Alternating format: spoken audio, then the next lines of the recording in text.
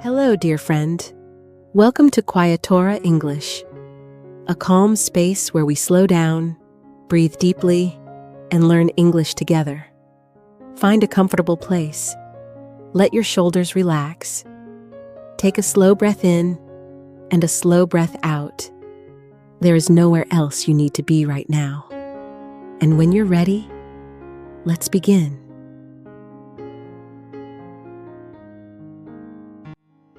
Have you ever reached the end of a quiet day and felt guilty, even though nothing bad happened? Maybe you woke up gently, you made breakfast, you answered a few messages, you cleaned a little, you watched the light move across the room, you made yourself a cup of tea. Nothing went wrong. And yet, when evening arrived, a quiet voice inside you whispered, "I didn't really do anything today." Why do peaceful days sometimes feel like wasted days? It's a strange feeling, isn't it? Sometimes the calmest days leave us with the heaviest hearts, not because they were difficult, but because they didn't look important. Today, I'd like to gently explore that feeling with you, because perhaps the feeling of wasting your life has very little to do with your life, and much more to do with how you've learned to measure it. And before we finish today's conversation, we'll return to one simple question. What if the life you think you're waiting for has already begun? For now, just keep that question close. We don't need to answer it yet. I think many of us carry a quiet fear, a fear we rarely speak about. Not the fear of failure, not even the fear of making mistakes, but the fear of wasting the only life we have. It can appear in small moments, when we take a break, when we spend an afternoon resting, when we choose a slow walk instead of another task, when we sit quietly, doing almost nothing at all. Instead of feeling peaceful, we begin to feel uncomfortable, as if we should be somewhere else, doing something else, becoming someone else. The interesting thing is, this feeling doesn't belong to only a few people. Nearly everyone, at some point, has wondered, am I doing enough? Am I too late? Why does everyone else seem ahead? Why can't I enjoy resting? Why do ordinary days disappear so quickly? No matter where we live, or how old we are, many of us quietly wonder if we're using life correctly. Maybe you've looked at other people's lives and thought, they seem to know exactly where they're going. They're moving forward. They're achieving more. And I'm still here. But what we often compare is our ordinary Tuesday to someone else's highlight. And that's a comparison that can never feel fair. Little by little, we begin to believe something without even noticing it, a belief that quietly follows us through our days. It sounds like this. My value comes from how much I accomplish. If I'm busy, I matter. If I'm productive, I'm successful. If I'm resting, I'm falling behind. And if I have a quiet day, perhaps I've wasted it. That belief can become so familiar that we stop questioning it. We simply accept it as if it were the truth. But today, I'd like to gently place another possibility beside it. Not to argue, not to force, only to wonder together. Because sometimes guilt isn't telling the truth, it's simply repeating a rule you learned long ago. Maybe someone praised you only when you achieved something. Maybe being busy became a sign of being worthy. Maybe slowing down started to feel dangerous. Not because it truly was, but because somewhere along the way, your heart learned a quiet rule. Keep moving, or you'll fall behind. So let me ask you something, and don't answer too quickly. Just let the question rest beside you, like a cup of warm tea. Who taught you what a successful life should look like? Perhaps the answer doesn't come today. That's perfectly all right. Some questions do their best work while we quietly carry them. Let me tell you about someone. She wasn't extraordinary. She wasn't famous. She wasn't trying to become an inspiration. She was simply living an ordinary Sunday. She woke up without an alarm. The morning light slipped softly through the curtains. She folded a basket of clean laundry. She made herself a warm cup of tea. She watered the little plant on her windowsill and smiled when she noticed a new green leaf beginning to grow. Later, she picked up a book. She only read a few pages before closing it again. The afternoon passed slowly, almost unnoticed, and when night finally arrived, she looked back on the day and quietly whispered, "I did nothing today." Have you ever said something like that? Maybe not with those exact words, but with the same feeling. I should have done more. I should have worked harder. I should have used my time better. It's amazing how quickly one small sentence can erase an entire day. Because the truth is, she did many things. She cared for her home. She cared for herself. She noticed a tiny new leaf on her plant. She rested. She breathed. She lived. Yet none of those moments seemed important enough to count. Years later, those ordinary Sundays became the days she missed the most. Not because something extraordinary happened, but because they were peaceful. They carried no pressure, no rush, no race, just quiet moments that she didn't know she would one day treasure. Sometimes, ordinary moments quietly become extraordinary memories. Maybe that's why we remember childhood afternoons, or long conversations over dinner, or sitting beside someone we loved without saying very much. We don't remember them because they were productive. We remember them because we were present. Life doesn't begin after you become enough. It begins every morning you wake up. Perhaps this is the first gentle shift, not a complete answer, just a small opening in the door. Maybe you are not falling behind every time you slow down. Maybe some of your most meaningful days are the ones that never appear on a calendar as achievements. Maybe the life you want doesn't always arrive with applause.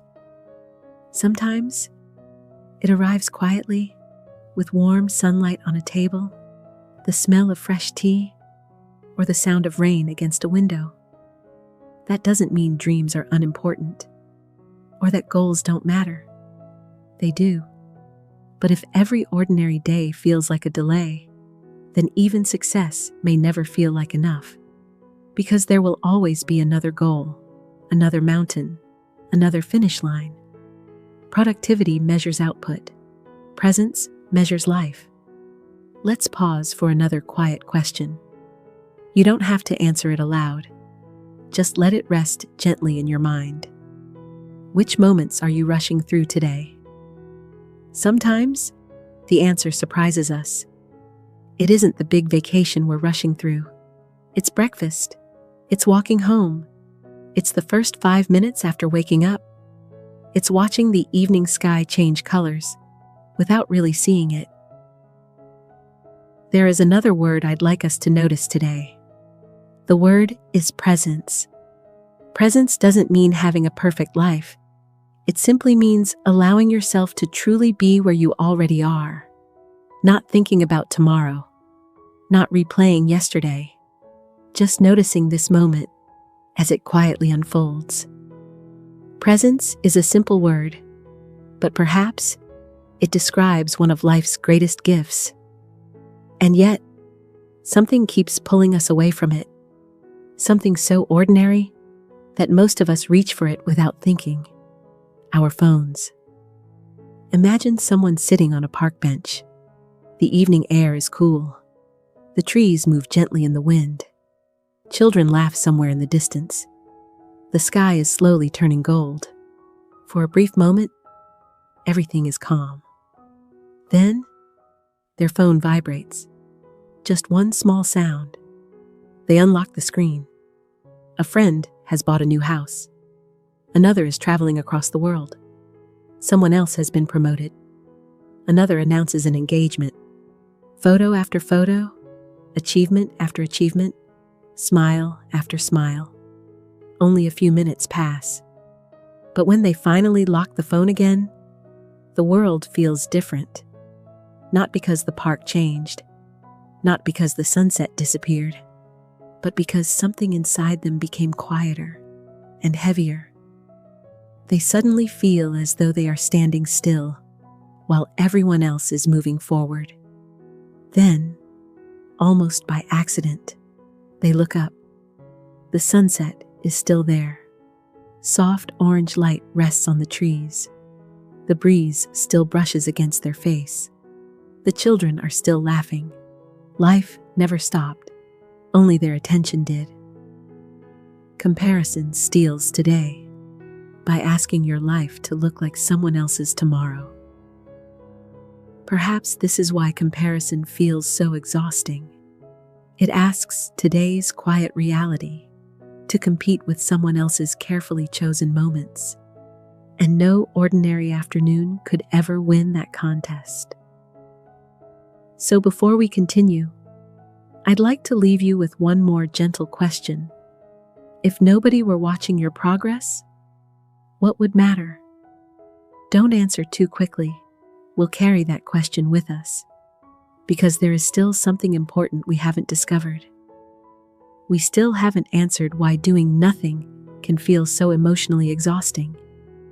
And we still haven't uncovered the invisible ruler that so many of us unknowingly use.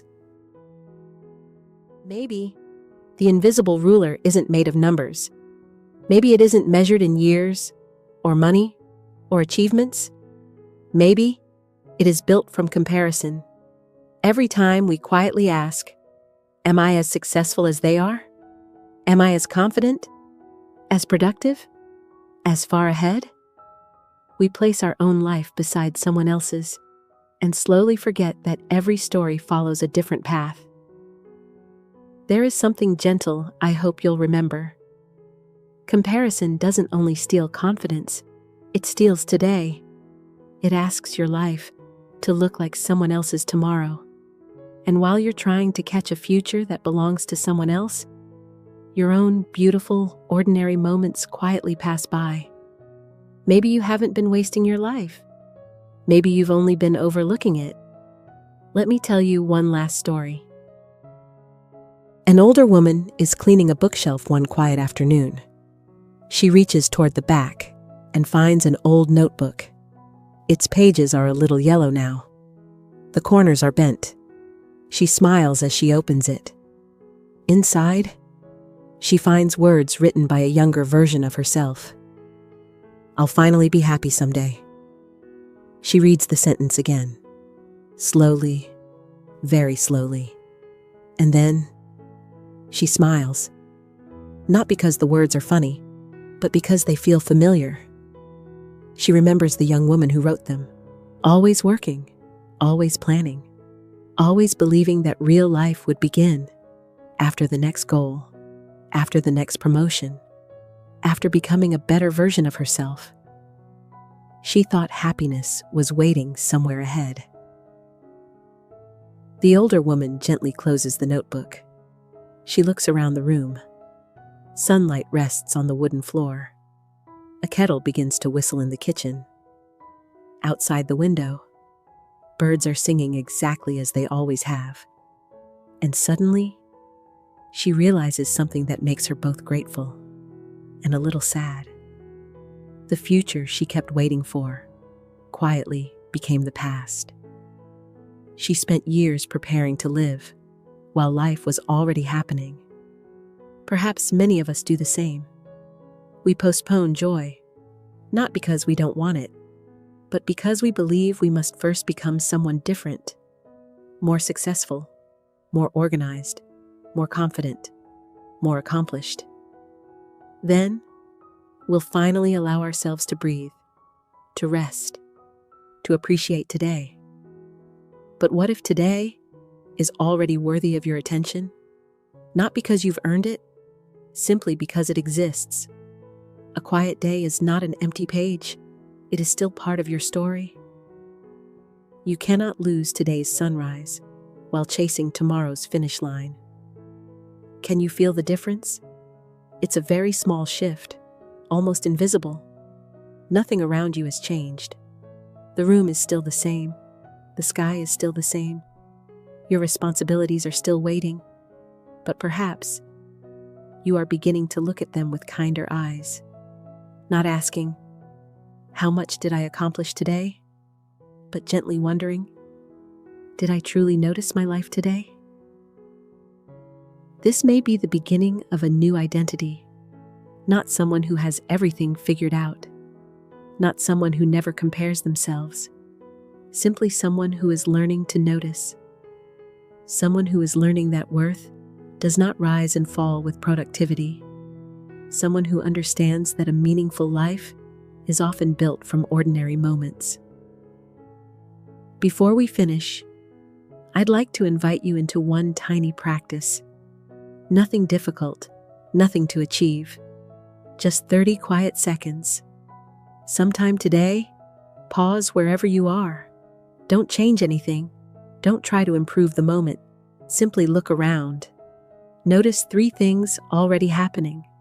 Perhaps the light falling across a wall, a distant sound, the feeling of your breathing. Then quietly say to yourself, "My life is happening here, not later, here." And if you'd like, there are 3 tiny habits you can carry with you after today's conversation. Tomorrow morning, before checking your phone, look out of a window for just 10 seconds. Let the day greet you before the world asks something from you. Once today, take one slow sip of tea or water without doing anything else. No scrolling, no rushing, just one quiet sip. And tonight, before you fall asleep, try naming one tiny moment that made today feel alive. Not productive, alive. Perhaps it was a smile, a breeze, the smell of coffee, a song, a kind word, something so small that yesterday you might not even have noticed it. Take a gentle moment now and sit with one final question. When was the last time you truly enjoyed an ordinary afternoon? You don't have to answer. Some questions are like seeds. They grow quietly, long after the conversation ends. And perhaps this one is only just beginning. Remember the question we carried with us from the very beginning? What if the life you think you're waiting for has already begun? Perhaps the answer has been quietly surrounding you all along. Perhaps it began long before today. It was there, in ordinary breakfasts, when you wrapped your hands around a warm cup of tea. It was there, in quiet evenings, when the light slowly faded outside your window. It was there, in unfinished books, that you promised yourself you would return to one day. It was there, in shared laughter, that lasted only a few seconds, but stayed in your heart much longer. It was there, during slow walks, when you weren't trying to arrive anywhere quickly. And it was there, in all those small cups of tea that seemed too ordinary to remember. You simply didn't realize those moments were life itself. Maybe that is why ordinary moments become the ones we miss the most. Not because they looked extraordinary at the time, but because they quietly carried everything we thought we were searching for. Peace, presence, connection, home. Life has never asked you to be extraordinary every single day. It has only asked you to be there while it gently unfolds. If today has given you anything, I hope it is not more pressure to change your life. I hope it is permission to notice it, to appreciate the ordinary, to believe that your worth is not measured by how busy you appear, but by how deeply you allow yourself to live. Before we finish, I'd like to leave you with one last quiet question. If, years from now, you look back on today, what small moment would you hope you had truly noticed? You don't need to answer now. Perhaps you'll discover the answer later today, or tomorrow, or years from now. Some answers arrive only after we begin paying attention. And if these quiet conversations help you slow down, breathe a little deeper, and see life with kinder eyes, I'd love for you to stay with us here at Quiatora English. There are many more gentle moments waiting for you, not because you need to become someone else, but because none of us should have to walk this journey alone. In our next conversation, we'll gently explore another quiet part of being human, another feeling that many of us carry, but rarely speak about. And just as we did today, we'll slow down together, one gentle thought at a time. Until then, I hope you remember something very simple. Life isn't waiting for the perfect version of you. It has been gently waiting for your attention. So tomorrow morning, when sunlight touches your window, or when you hear birds outside, or when you pause for your first sip of tea, perhaps you'll smile, not because everything is perfect, but because you'll remember your life is already happening. Here, in this breath, in this ordinary moment, in this quiet day that is not empty, but beautifully, completely yours.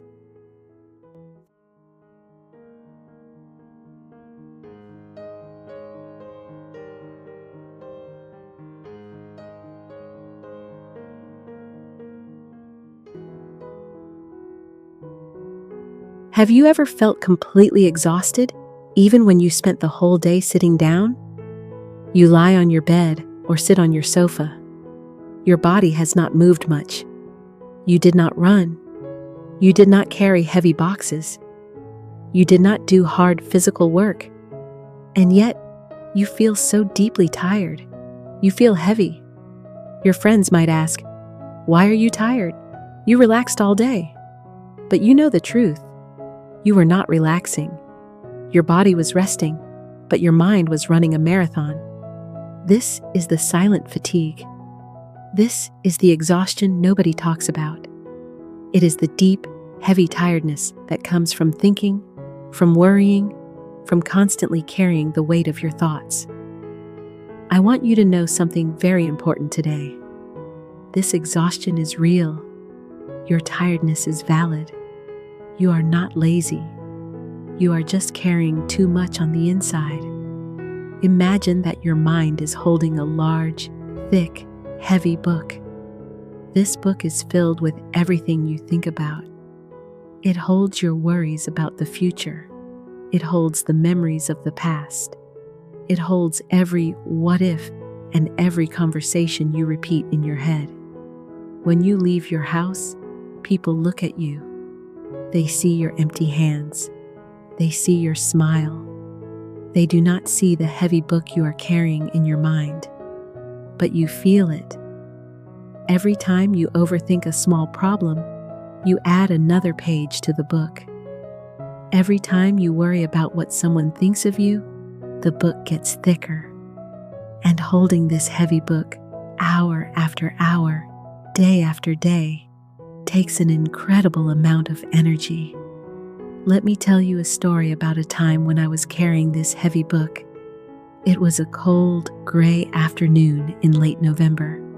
The sky was covered in thick clouds, and a gentle, cold rain was falling. I was walking through the wet streets, feeling a strange emptiness inside me. My body felt like lead. My mind was loud with worries.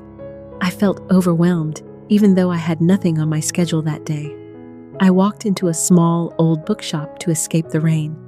As soon as I opened the door, a little silver bell rang. Ding! The shop was warm and cozy. It smelled like old paper, dust, and vanilla. In the corner, a small fireplace was burning, making soft, cracking sounds. The golden light from the lamps made the room feel like a safe cave. Behind the wooden counter stood Mr. Arthur. He was an older man with kind, wrinkled eyes and a soft, white beard. He had known me for years. He looked at my face, and without saying a word, he went to the back room. He returned with a steaming cup of chamomile tea. The warm steam rose into the cool air. "Sit down," he said gently, pointing to a dark green leather chair near the fire. I sat down. I took a deep breath of the warm tea. "I don't know what is wrong with me, Arthur," I whispered. "I am so tired. I sleep, but I wake up tired. I rest, but I never feel rested. And I feel guilty because I haven't done any real work today." Arthur nodded slowly. He understood. He walked over to a high shelf and pulled down a massive antique dictionary. It was bound in thick brown leather. It looked incredibly heavy. He walked over to me and held it out. "Hold this for a moment," he said. I put down my tea and took the book in my hands. It was heavy, but I could easily hold it. "Is this heavy?" he asked. "A little," I replied, "but it is fine." Arthur smiled and sat in the chair across from me. "Keep holding it," he said softly. We sat in silence. We listened to the rain tapping softly against the large glass window. Tap, tap, tap. We listened to the fire cracking. After 5 minutes, my arms started to ache.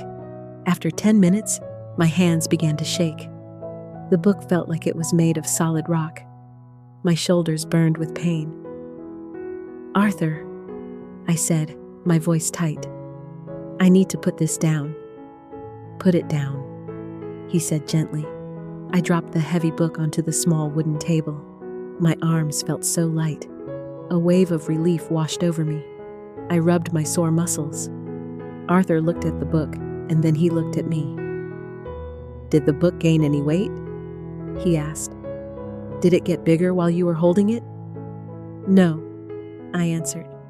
"It is the exact same book." "Then why did it cause you so much pain?" I thought for a moment. "Because of how long I held it. The longer I held it, the heavier it felt." Arthur smiled warmly. His eyes were full of compassion. "Exactly," he said. "Your thoughts and your worries are just like this heavy book. If you think about a problem for a minute, it is fine. It is light. If you think about it for an hour, your mind begins to ache. If you think about it all day, your mind becomes paralyzed. You feel completely exhausted." He leaned forward and spoke very softly. "You are not tired because you are working hard. You are tired because you refuse to put the book down." We live in a world that only respects physical tiredness. If you run a race, people understand your need to rest. But when you are holding the heavy book of overthinking, your hands look empty. No one sees your effort. You might even judge yourself. You tell yourself, "I shouldn't be tired. I did nothing." But thinking is doing. Worrying is doing. Your brain uses up so much energy trying to solve problems that have not even happened yet. You must give yourself permission to be tired. Your invisible effort is real. You might believe that if you keep holding the book, you will find an answer. You believe that if you just think a little harder, the worry will go away. But holding the book does not solve the problem. It only drains your strength. You do not need to throw the book away forever. Some problems need to be solved. Some thoughts need attention, but you cannot hold them constantly. You have to put the book down on the table, rest your arms, and come back to it later when you are strong again. How do we put the heavy book down? How do we find rest when our minds are so loud? Here are 3 gentle micro habits. Small, easy steps to help you find some quiet.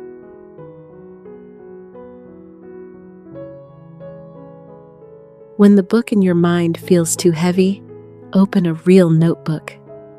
Write down your worries on a piece of paper.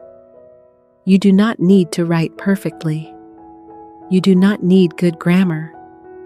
Just write. When you put the words on paper, you are taking them out of your mind.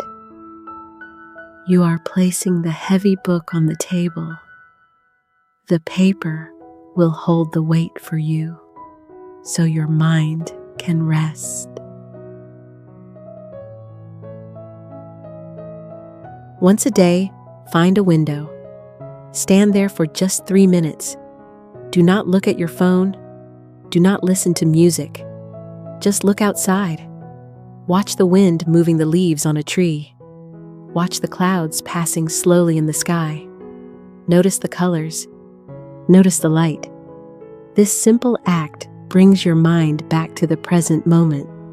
It tells your brain, right here, right now, we are safe. When you feel guilty for being tired, talk to yourself like you would talk to a dear friend. Put your hand on your heart. Take a slow breath and whisper, "It is okay to be tired. I am doing my best. I give myself permission to rest." Repeat this until your shoulders drop and your breathing slows down.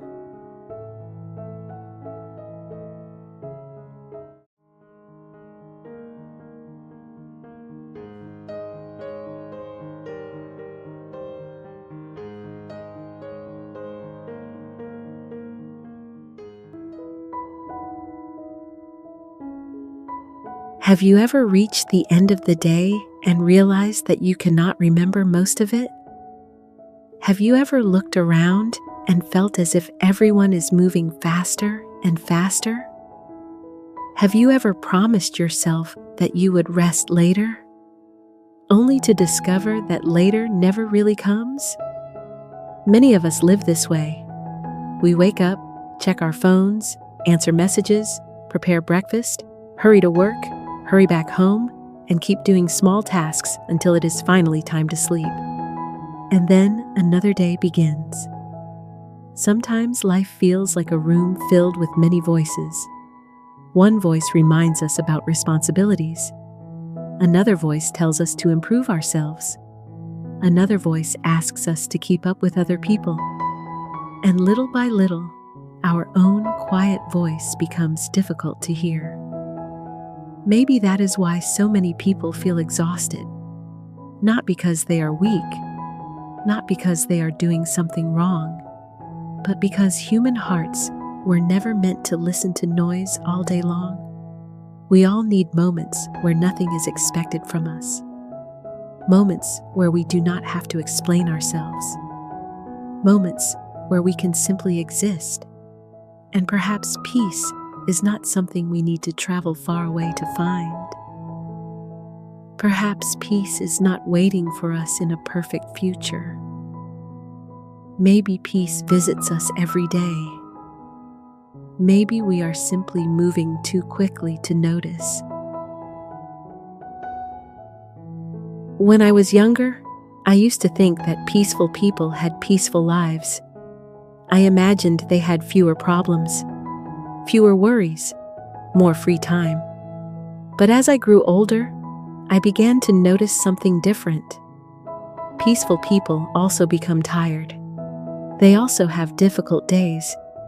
They also forget things. They also feel pressure. The difference is not that their lives are empty.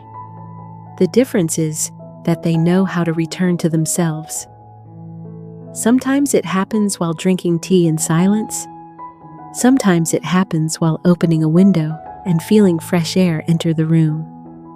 Sometimes it happens while washing dishes and paying attention to the sound of water. Very ordinary moments. Very small moments. Moments that many people ignore. And yet these moments can gently remind us that we are alive, that we are here, that this day is not only a list of tasks, it is also a collection of experiences. The warmth of a cup in our hands, the smell of coffee in the morning, the soft light entering through curtains, the sound of birds somewhere outside. Life is made of these things too.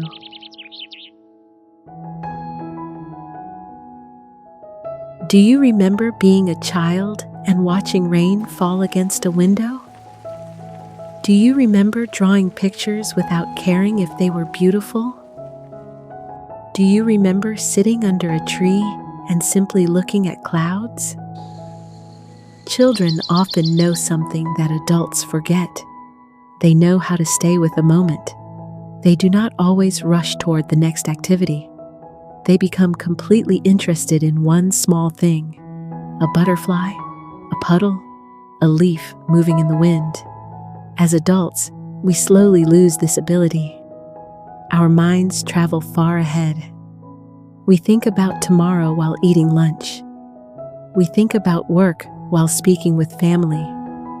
We think about unfinished tasks while trying to rest. And because our attention is always somewhere else, we miss the only place where peace can truly happen. Right now. Not yesterday. Not next month. Right here. In this breath. In this room. In this ordinary day. Sometimes people believe they need a vacation, a new city, or a completely different lifestyle before they can finally feel calm. Of course, rest can be helpful. Travel can be beautiful. Change can be meaningful. But peace does not always arrive with a plane ticket. Many people return from holidays feeling anxious again after only a few days, because the world outside changed for a short time. But the world inside remained busy.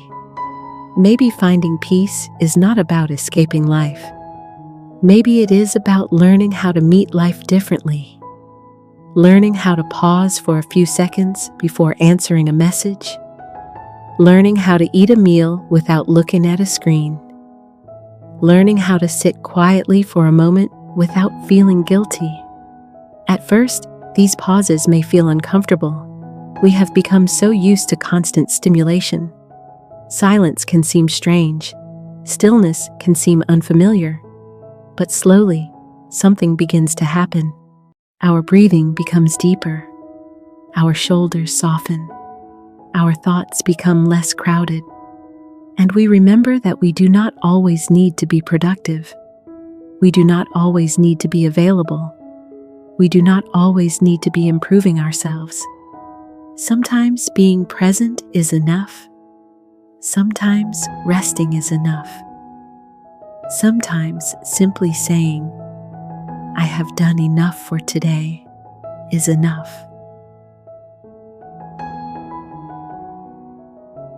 A busy world may not become quieter. There will still be traffic. There will still be news. There will still be notifications. But perhaps we can create tiny islands of calm inside our days. Places where our minds can sit down and rest. Even for a little while. A few minutes may not change everything, but a few minutes can change how we feel. And how we feel can change how we experience the entire day. Peace does not always arrive as a powerful emotion. Sometimes, peace is simply the absence of pressure. Sometimes peace feels like not needing to hurry. Sometimes peace feels like accepting that today was imperfect. and still good enough.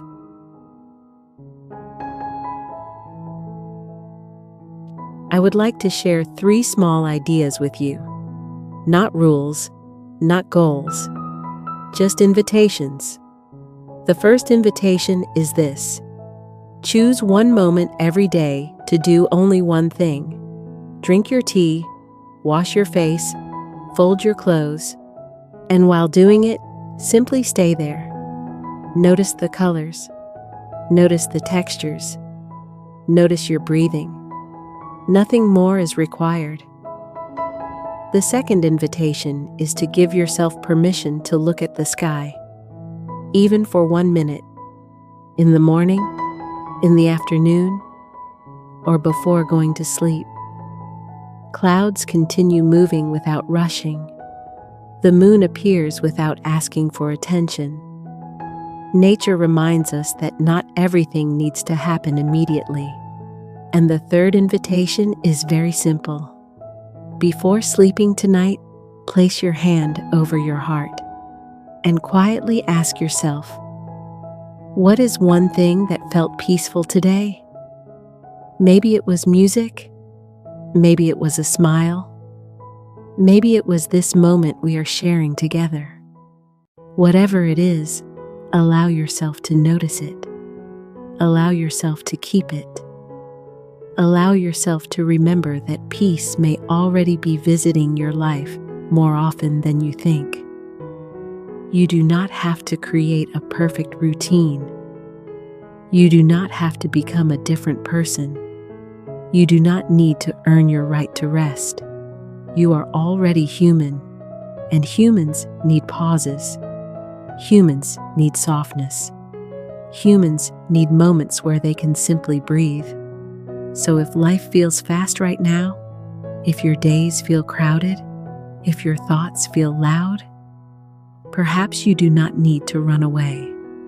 Perhaps you only need a small moment of stillness, a small moment to return to yourself, a small moment to remember that even in a busy world, peace can still exist.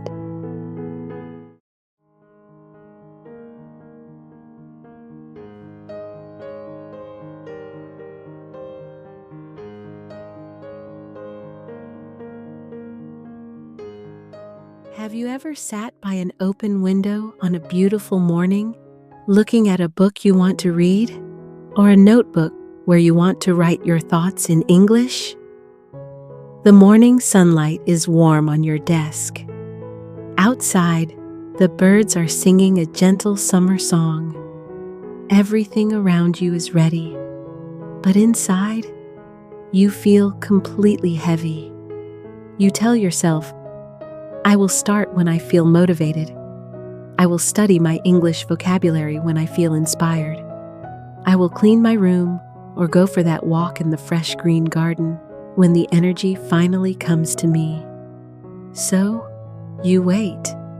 You wait for a spark. You wait for a feeling of readiness. But hours pass, the warm afternoon turns into a quiet evening, and that magical feeling of motivation never arrives. Instead, you feel a quiet sadness.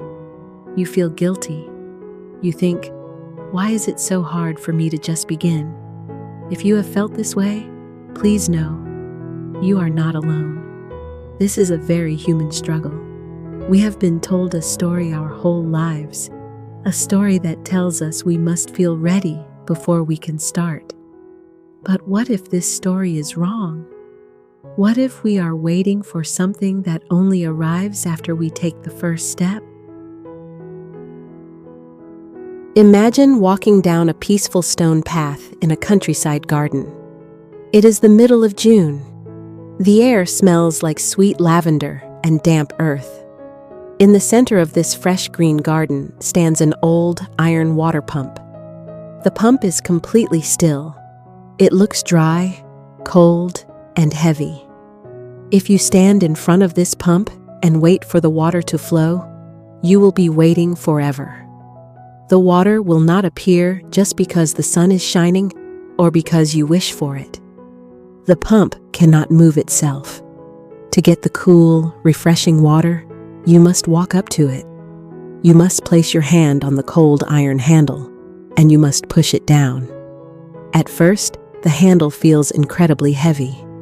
You push it once, and nothing happens. You push it a second time. Only a dry, empty sound comes out. It feels like a waste of energy. But if you keep pushing, gently and steadily, something beautiful happens deep inside the earth. The water begins to rise. Motivation is exactly like the water in that old garden pump. It does not sit on the surface, waiting for you. It is hidden. It is waiting for you to move the handle first. I remember a summer several years ago that taught me this secret. I was staying at my grandmother's cottage in a small, quiet village. It was a beautiful season. The fields were filled with blooming flowers, and a gentle breeze always carried the scent of wild roses through the open windows. But inside my mind, it felt like winter. I had a large project I wanted to create. I wanted to write a collection of stories in English, and I also wanted to spend time studying every afternoon. Every morning, I would wake up, make a cup of warm tea, and sit at the wooden table. I would look at the blank pages. I would look at my textbooks, and I would freeze. I felt absolutely no motivation. I felt a heavy friction, a resistance that told me, today is not the right day. You are too tired. Your English isn't good enough yet. Wait until tomorrow when you feel inspired. One afternoon, the sun was casting long, golden shadows across the floorboards. I was sitting at the table, my head in my hands, feeling deeply frustrated with myself. My grandmother, Clara, walked into the kitchen.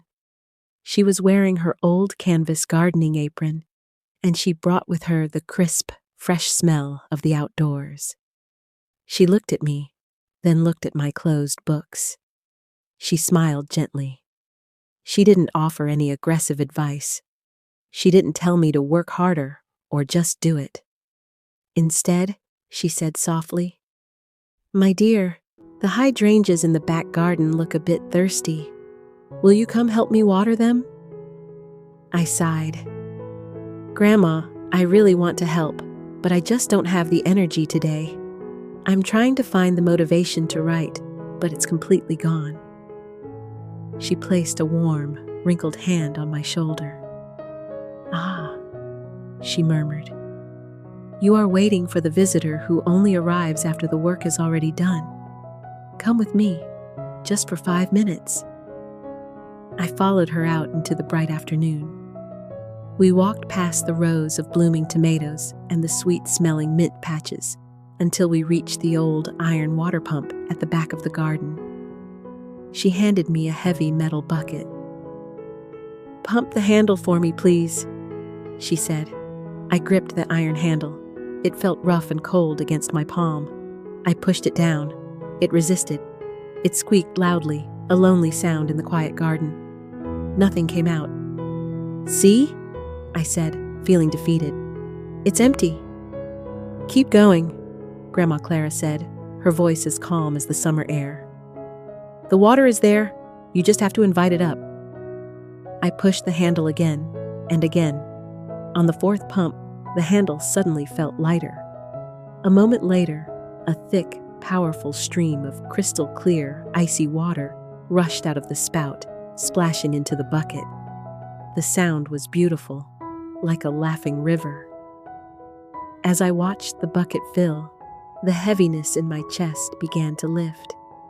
The simple physical movement of my arms, the sound of the water, the sun on my neck, it woke me up. Grandma Clara looked at the sparkling water and then looked into my eyes. "You see, dear," she said, "the pump doesn't give you water until you give it motion. Your mind works the same way. You are sitting inside, waiting for a feeling of warmth before you start. But the warmth comes from the walking. The inspiration comes from the doing. Do not wait to feel ready. Just move the handle a little bit, even when it feels completely dry. That evening, I went back to my room. I opened my notebook. I didn't wait to feel like a great writer. I just wrote one simple, imperfect sentence in English, then another. And within 10 minutes, my pen was moving quickly. The motivation had met me along the way.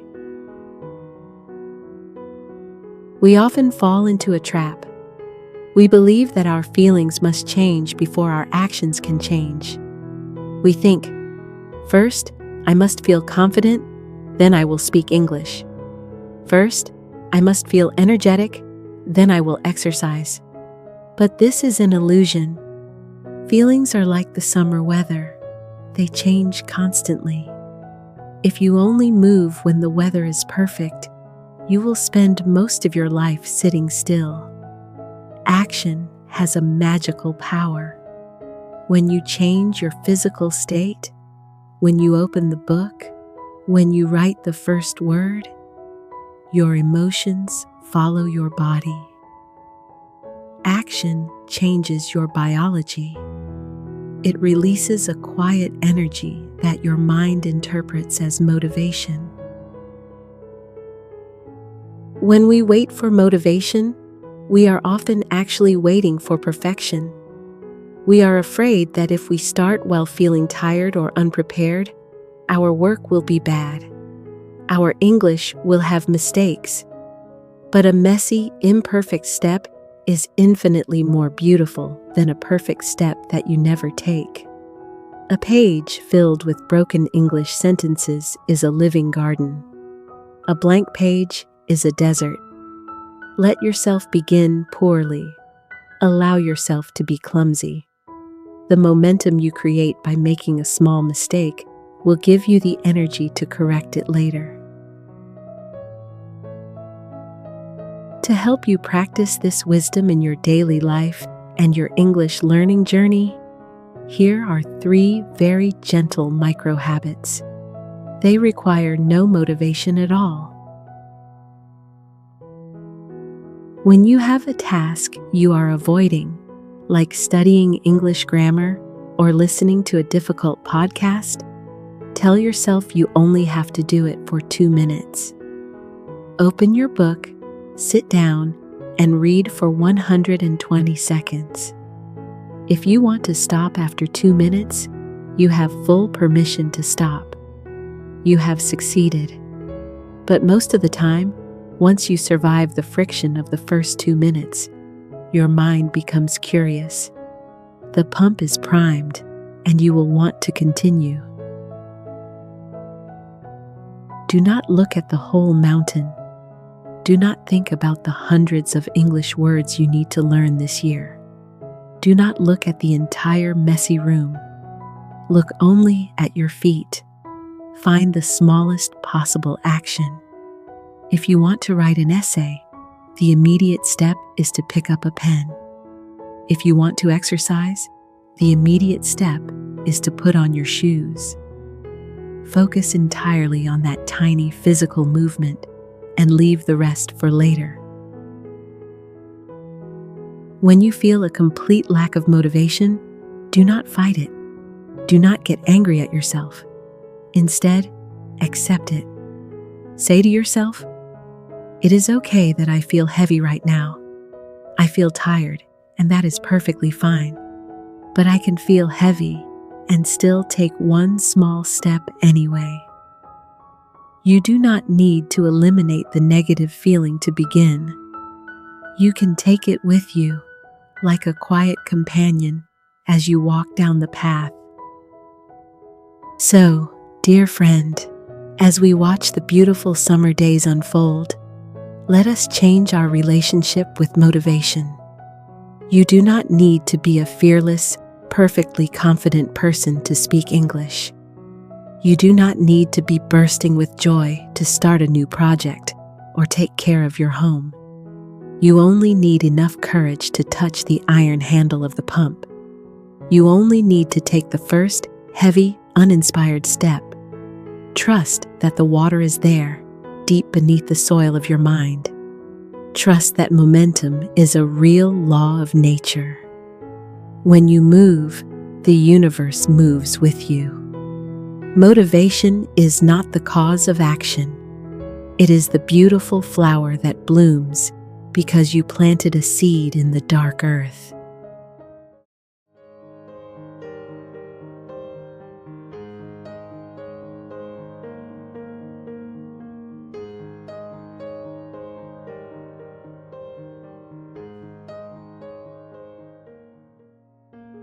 Have you ever looked at a big dream and felt completely overwhelmed?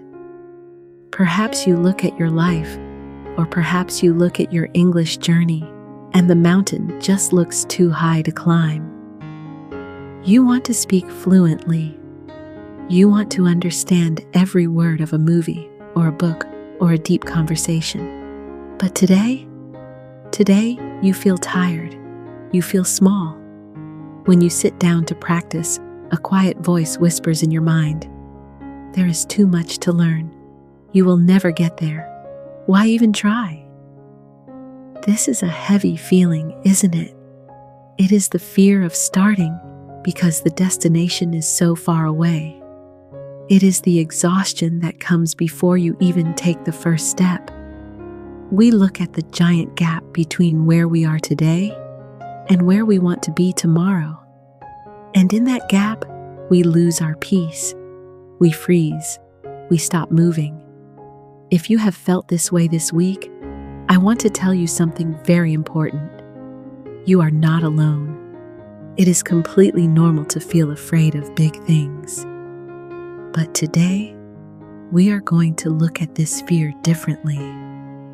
We are going to change the way we look at the mountain. Imagine for a moment that someone places a book in front of you. This book is very, very thick. It has 1,000 pages. The cover is made of dark, heavy leather, and the pages are old and cream-colored. If you look at the whole book at once, it feels impossible. You think, "I cannot read this. It will take forever. My eyes will get tired. I don't have enough time." If your goal is to finish the entire book by tonight, you will fail. You will become frustrated, you will close the book, and you will walk away. But how does anyone, anywhere, read a 1,000-page book? They do not read it all at once. They cannot. They read it word by word, line by line, page by page. When you are reading page 42, you are not thinking about page 700. You are just holding the book in your hands, enjoying the sentence in front of your eyes. The rest of the book is resting. The future pages are waiting patiently for you. You only need to care about the page you are reading right now. Your English journey, your life, your biggest dreams. They are exactly like this heavy book. You do not have to live the whole book today. You only have to read your page. Let me share a story with you. A few years ago, I went through a very difficult time. I had a big project to complete, a completely new skill to learn, and my mind was drowning in anxiety. I felt like a failure before I even began. One cold, rainy Tuesday afternoon, I went to visit an old friend of my family. His name was Arthur. Arthur was a retired librarian, and he lived in a small stone cottage at the edge of a quiet forest. I remember the sensory details of that day so clearly. Outside, the sky was a soft, dark gray. The rain was tapping gently against the glass windows. Tap, tap, tap, like a rhythmic whisper. Inside, the cottage smelled beautifully of wood smoke, dried lavender, and that sweet vanilla scent that only old books have. Arthur sat in his favorite green armchair. A small fire crackled in the fireplace, throwing warm, orange shadows across the walls. He looked at me, saw the sadness and exhaustion in my eyes, and didn't say a word. He simply smiled, stood up, and walked over to his small kitchen. A few minutes later, he returned with 2 warm ceramic mugs. It was chamomile tea with a little bit of honey. I held the warm mug in my hands, letting the heat cure the coldness in my fingers. "Tell me," Arthur said softly, his voice as calm as the rain outside. I poured my heart out. I told him how overwhelmed I was. I told him that my goals were too big, that I was moving too slowly, and that I felt like I was standing still while the rest of the world was running ahead. I told him I wanted to quit. Arthur listened patiently. He did not interrupt. He just nodded, sipping his tea. When I finally finished speaking, the room became very quiet, except for the sound of the crackling fire. He reached over to a small wooden side table and picked up a heavy, leather-bound journal. It was thick, full of blank pages. He opened it to the very first page, took a black ink pen, and drew a single tiny dot in the middle of the white paper. "Look at this dot," Arthur said, showing me the page. "Does this dot look important to you?" "No," I replied, feeling a bit confused. "It's just a dot. It's tiny." Arthur smiled. "If you look at this dot by itself, it means nothing. It cannot tell a story. It cannot hold wisdom. It looks powerless." Then Arthur turned the pages of the journal. I saw that on the previous pages, he had drawn thousands of these tiny dots, side by side, week after week. When you looked closely, those thousands of tiny dots created a breathtaking, detailed drawing of a great oak tree. "You are looking at your life as if you must build the whole tree today," Arthur said gently, putting his hand on my shoulder. "But a tree is just a collection of tiny dots. A book is just a collection of single words. Do not worry about the tree, my friend. Just make your dot today. The dot is enough." Let us sit with Arthur's wisdom for a moment. Let us take a deep breath together. Inhale the warmth and exhale the heavy expectations. We often think that to change our lives or to learn a language, we must do something heroic every day. We think we need to study for 4 hours or memorize 100 words or change our entire routine overnight. But this is a lie of our modern, busy world. The most beautiful things in nature grow very, very slowly. A seed does not become a flower in an hour. It stays in the dark soil, taking tiny, invisible drinks of water, growing millimeter by millimeter.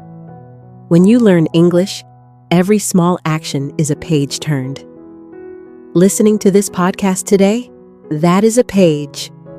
Learning the meaning of one new word, that is a page. Saying a single sentence out loud in your room, that is a page. At the end of the day, you might look back and think, "I only did a little bit. It doesn't matter."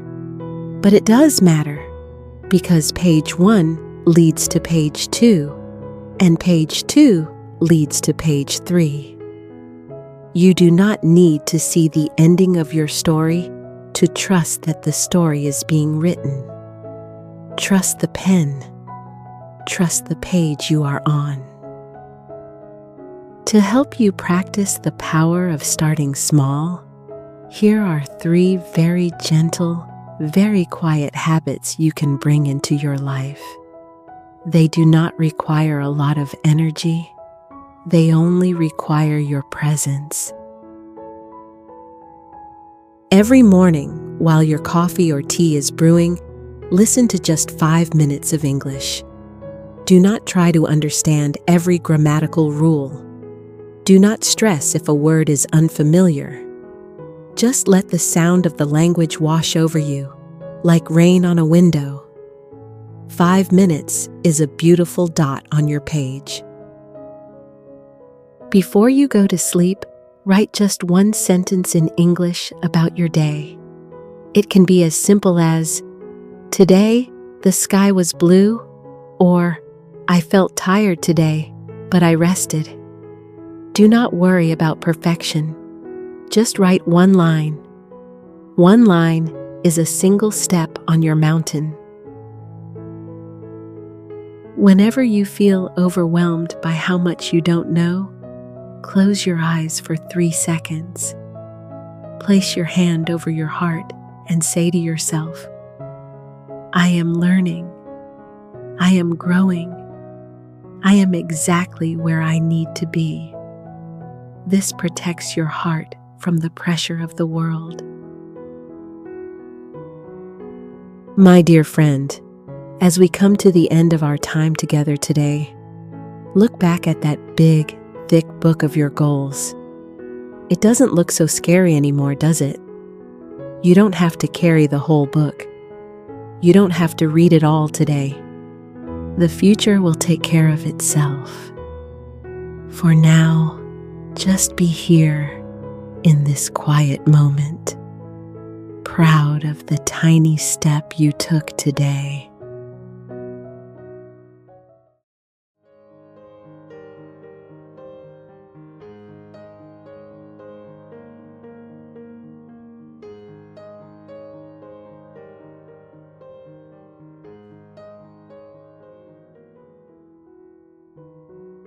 What if being positive isn't about smiling more? What if it isn't about pretending that everything is fine or trying to feel happy every single moment? What if being positive is something much quieter than that? What if it is simply noticing something quiet, something that has been growing inside you all along? Many of us spend our lives waiting for the perfect day. The day when we finally wake up feeling full of energy. The day when life becomes easier. The day when everything seems to fall into place. We quietly tell ourselves, "Then, I will be more positive." But perhaps that day was never meant to come first. Perhaps positivity is not the reward for having a perfect life. Perhaps it is something that slowly grows while life is still imperfect. Think about a garden. A beautiful garden is not covered with colorful flowers every single day. Some days, you only see green leaves. Some days, the soil looks quiet and empty. Some days, nothing seems to be happening at all. And yet, beneath the surface, tiny roots continue growing. Life continues, even when our eyes cannot see it. Maybe our hearts are a little like that. Maybe something gentle has been growing inside you all along. You simply haven't noticed it yet. We all have difficult mornings. Sometimes the alarm rings, and before our feet even touch the floor, we already feel tired. Sometimes our minds wake up before our bodies do, remembering unfinished work, unanswered messages, small worries waiting for us. Sometimes we expect something to go wrong before the day has even begun. A conversation that might be uncomfortable, a mistake we are afraid to make, news we do not want to hear. And when we cannot stay cheerful through all of it, we begin to feel guilty. We wonder, why can't I just be more positive? Perhaps you have asked yourself that question too. If you have, you are certainly not alone. Being human means carrying both light and heavy moments. Some days feel soft. Some days feel difficult. Most days are a mixture of both. The struggle is not that negative moments appear. They always will. The real struggle begins when we believe those moments tell the whole story of our day, or even the whole story of our lives. So here is a quiet question we can carry together. If positivity isn't something we simply wait to feel, then where does it actually come from? Maybe the answer is smaller than we imagine. Many people think positivity means feeling happy all the time, as if a positive person never feels disappointed, never feels worried, never has a bad morning. But that isn't how real life works.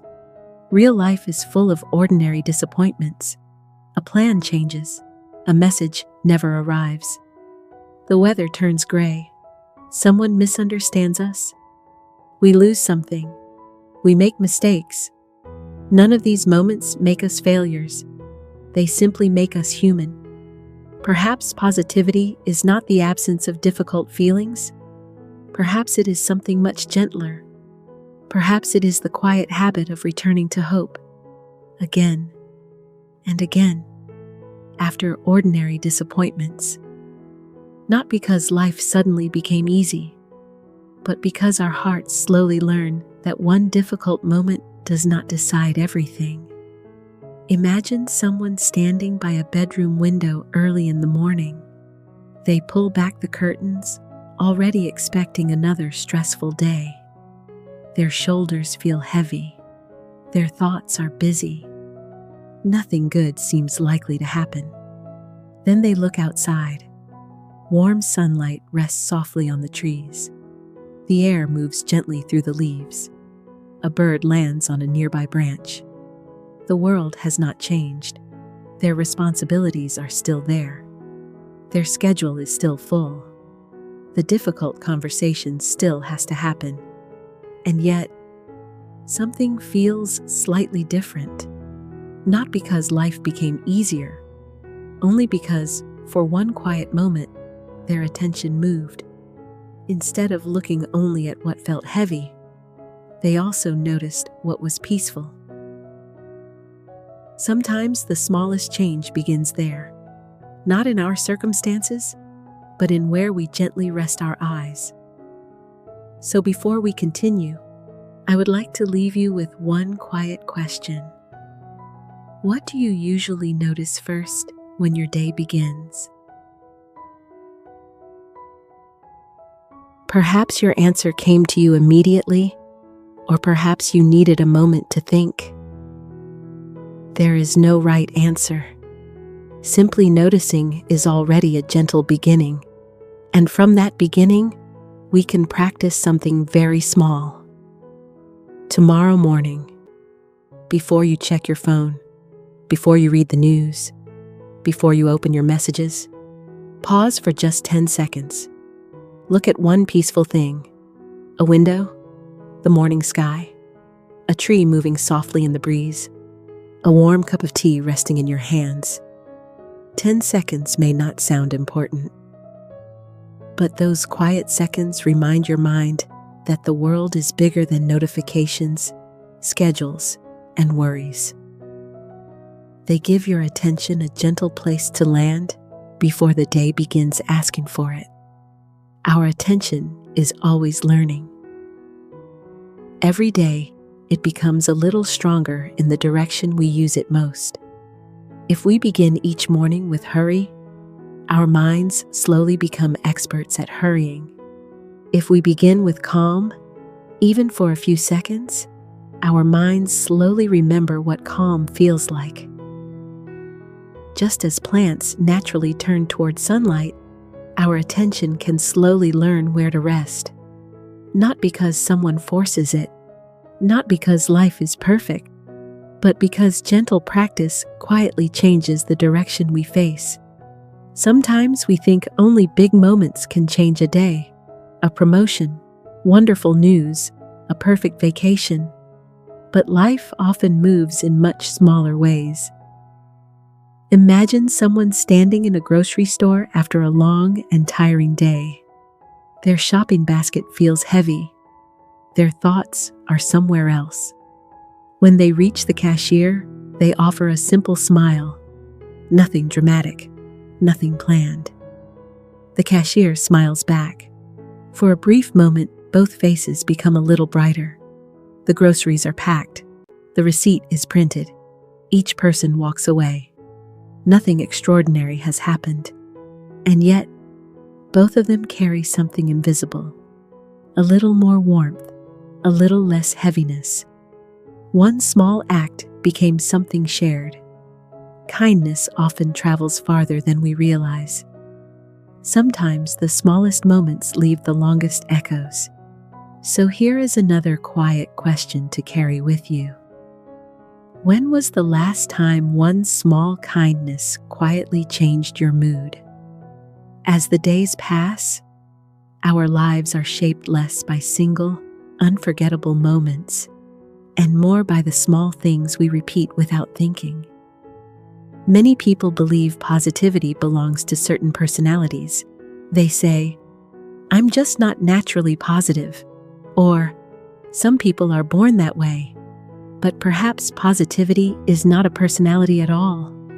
Perhaps it is a practice, a quiet rhythm, something that grows stronger each time we return to it. The habits we repeat become familiar paths inside our minds. The more often we walk those paths, the easier they become to follow. This does not happen overnight. It happens slowly, almost too slowly to notice.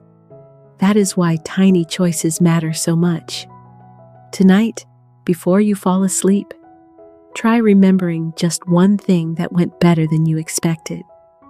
It does not need to be something big. Maybe your coffee tasted especially good. Perhaps someone held the door for you. Perhaps you finished one small task. Perhaps you simply made it through a difficult day.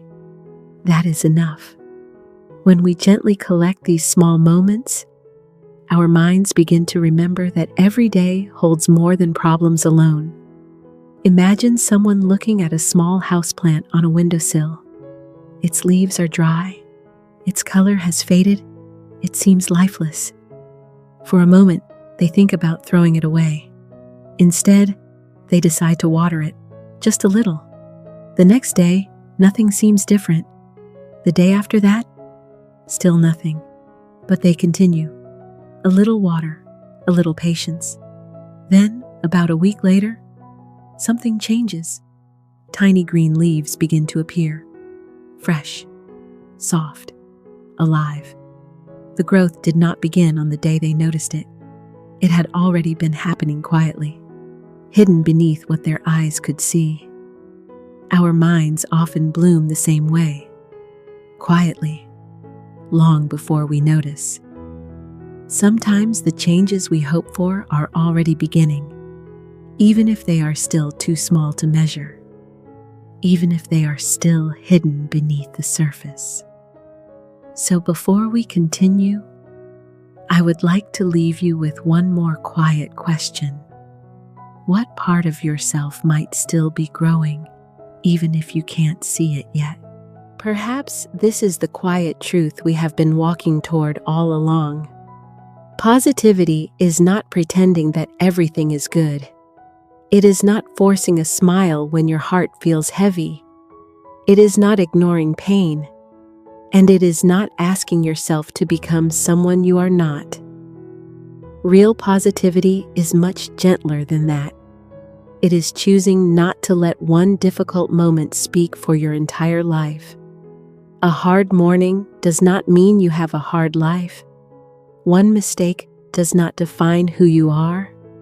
One disappointment does not erase every beautiful thing that still exists. Life will always bring moments we cannot control. The weather changes, plans change, people change. Some days arrive quietly. Some days arrive carrying more than we expected. Perhaps peace does not come from controlling every part of life. Perhaps it comes from learning to care for the place where every experience is received, our own minds. When something difficult happens today or tomorrow, try pausing for just a moment. Take one slow breath, then ask yourself a gentle question. What else is true right now? Maybe you say, "I'm stressed, but I'm also safe," or "I'm tired, but I'm still moving forward." Perhaps you say, "This day is difficult, but this day is not my whole life. We are not denying what hurts. We are simply allowing more than one truth to exist at the same time. That small pause creates space, and sometimes a little space is enough for hope to quietly return. Now, if you would like, imagine yourself walking through a peaceful garden. The air is calm. A gentle breeze moves through the leaves. The sunlight feels warm on your face. You walk slowly. There is nowhere else you need to be.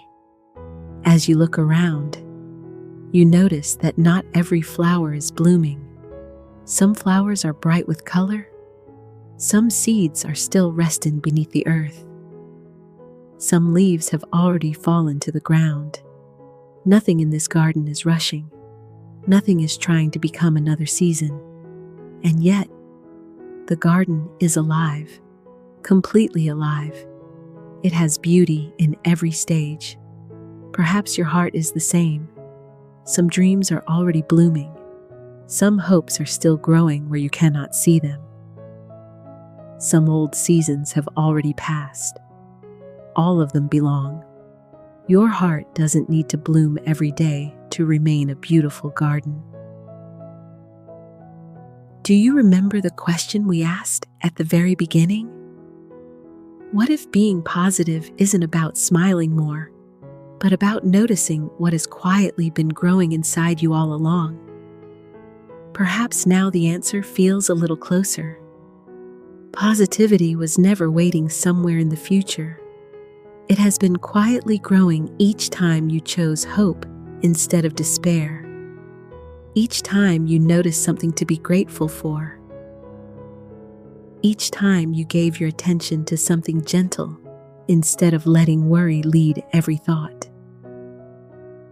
These moments may seem small, but together, they slowly become the way we see the world. As our time together comes to an end, there is nothing you need to achieve today. Nothing you need to prove. If you can, before this day is over, notice one beautiful thing. It could be the evening sky, the sound of birds outside your window, the warmth of your tea, a peaceful silence, or simply the quiet feeling of taking one slow breath. No pressure, no perfect ending, just one small moment. Let it be enough for today. Tomorrow, you may notice another, not because you have to, but because little by little, we become the person who notices light without searching for perfection. And like a quiet garden, cared for one day at a time, your heart can continue growing, even on the days when nothing seems to bloom.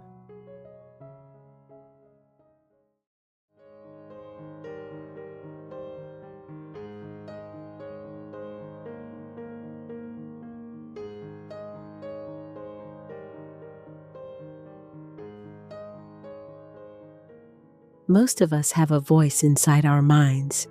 It speaks throughout the day. Sometimes it is gentle, sometimes it is encouraging, but sometimes it can become surprisingly harsh. It notices every mistake. It remembers every awkward moment. It whispers that we should have done better, that we are not enough, or that everyone else seems to have life figured out. Perhaps you have heard thoughts like these before. I should have done better. I'm not enough. Why can't I be like everyone else? If you have, you are not alone. In fact, you are very human. These thoughts often arrive so quietly that we hardly notice them. They become part of the background, like the soft sound of rain outside a window. After hearing the same words again and again, we may stop questioning them. We simply believe them. But today, I would like to invite you to do something different.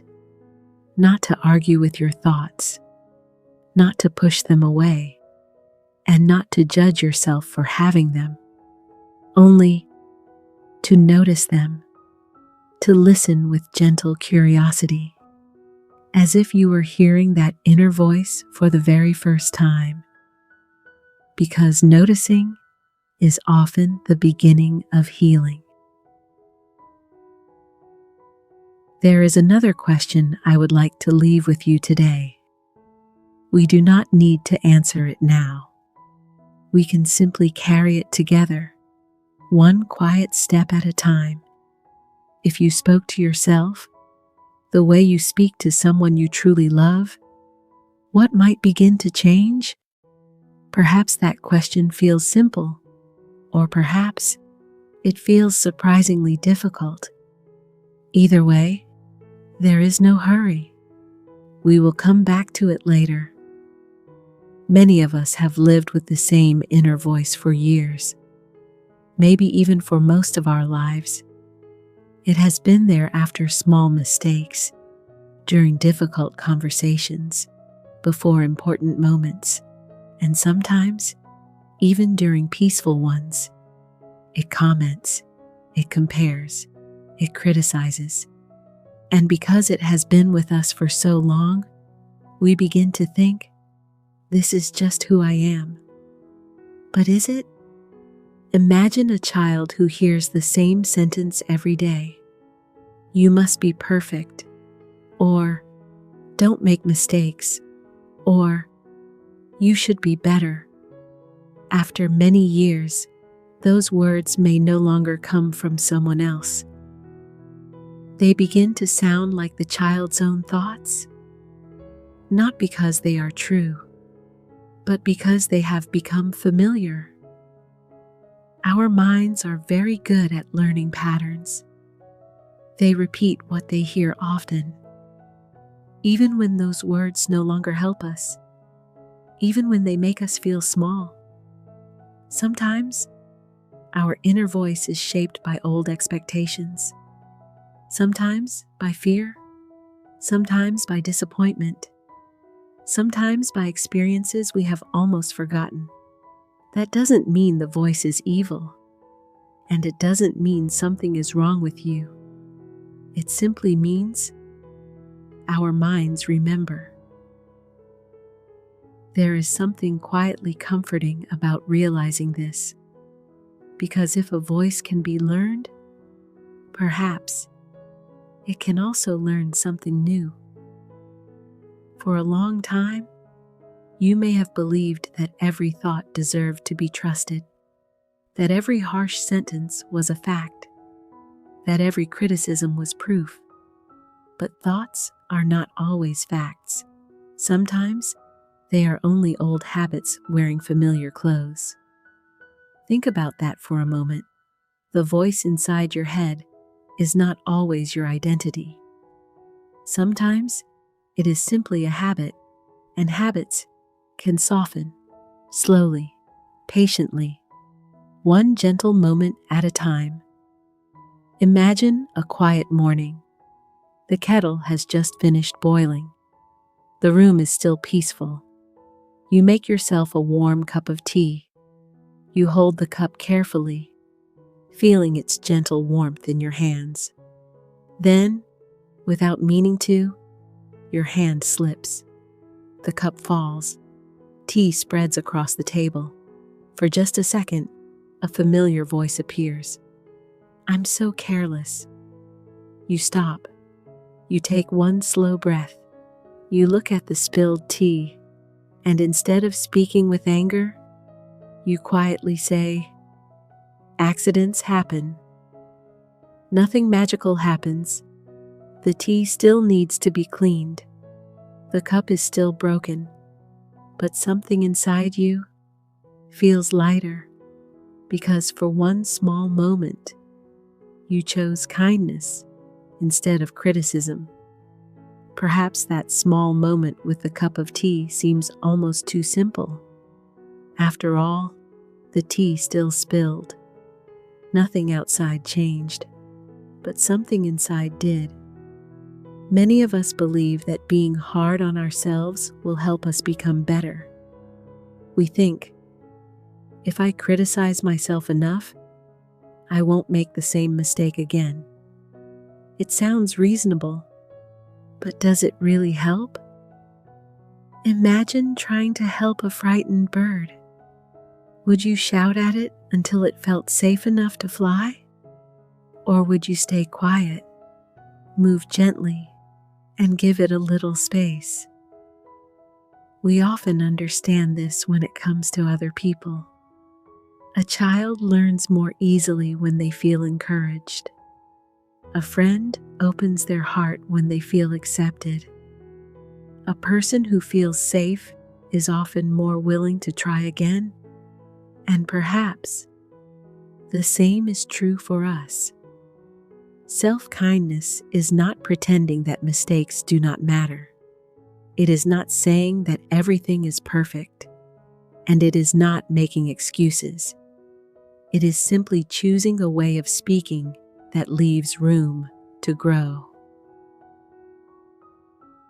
Think about a time when someone believed in you. Maybe they noticed your mistake, but instead of making you feel ashamed, they spoke with patience. Perhaps they said, "It's okay, you'll learn," or "You can try again tomorrow." Those words probably did not make you careless. They made you feel capable. Encouragement does something quiet. It reminds us that one mistake is only one moment. It is not the whole story. Criticism often makes us feel smaller. Encouragement helps us stand up again. Growth needs honesty, but it also needs safety. And kindness creates that safety. Not all at once, but little by little. So the next time you notice a harsh thought, you do not have to fight it. You do not have to force it away. Simply notice it. Take one slow breath and wonder if there is another way to speak to yourself. A way that is just as honest, but much more gentle. I would like to leave you with a quiet question. There is no need to answer it quickly. Simply let it rest beside you for a moment. When was the last time your inner voice sounded like a good friend? Take your time. If no answer comes, that is perfectly all right. Sometimes the silence itself has something to teach us. Now imagine another ordinary day. You are at work. Perhaps you send an email with a small mistake, or you forget one detail during a meeting. It is nothing serious. The day continues. Everyone goes back to their own tasks. But your mind does not let it go. On the way home, you replay the moment again. You think about what you should have said. You imagine what other people must be thinking. The same scene returns, again and again. Hours pass. Then, later that evening, you suddenly realize something. No one has mentioned the mistake. No one has sent another message about it. No one seems to be thinking about it anymore. The only person still carrying it is you. How often do we do this? The world has already moved on, but we continue carrying a small moment long after it has passed. Not because we have to, but because our inner voice keeps asking us to. And perhaps just noticing that is the beginning of putting the weight down. There is something gentle we can begin to practice together. Not something difficult. Not another rule to remember. Just one small habit that can quietly change the way we meet ourselves. Whenever you notice a harsh thought, I would like to invite you to remember these simple words. Pause, then choose. First, pause. You do not need to stop every thought. You do not need to empty your mind. Simply pause. Take one slow breath. Create a small space between the thought and your response. Even one quiet moment is enough. Then, notice the sentence, not the feeling, not the whole story, just the sentence. Perhaps it says, "I'm so stupid," or "I always get things wrong," or maybe, "I'll never be good enough." Listen to the words without judging yourself for hearing them. They are only words. Now ask yourself one gentle question. Would I say this to someone I deeply care about? Imagine a dear friend sitting beside you, or someone you love very much. If they made the same mistake, would you look into their eyes and say, "You're hopeless," or "You never do anything right"? Probably not. You might say, "That was difficult," or "Everyone makes mistakes," or simply, "It's okay, you can try again." So if you would not speak those harsh words to someone you deeply care about, perhaps you do not need to speak them to yourself either. This does not mean pretending everything is fine. It does not mean smiling when you feel sad. And it does not mean ignoring your mistakes. It simply means choosing words that are both honest and kind.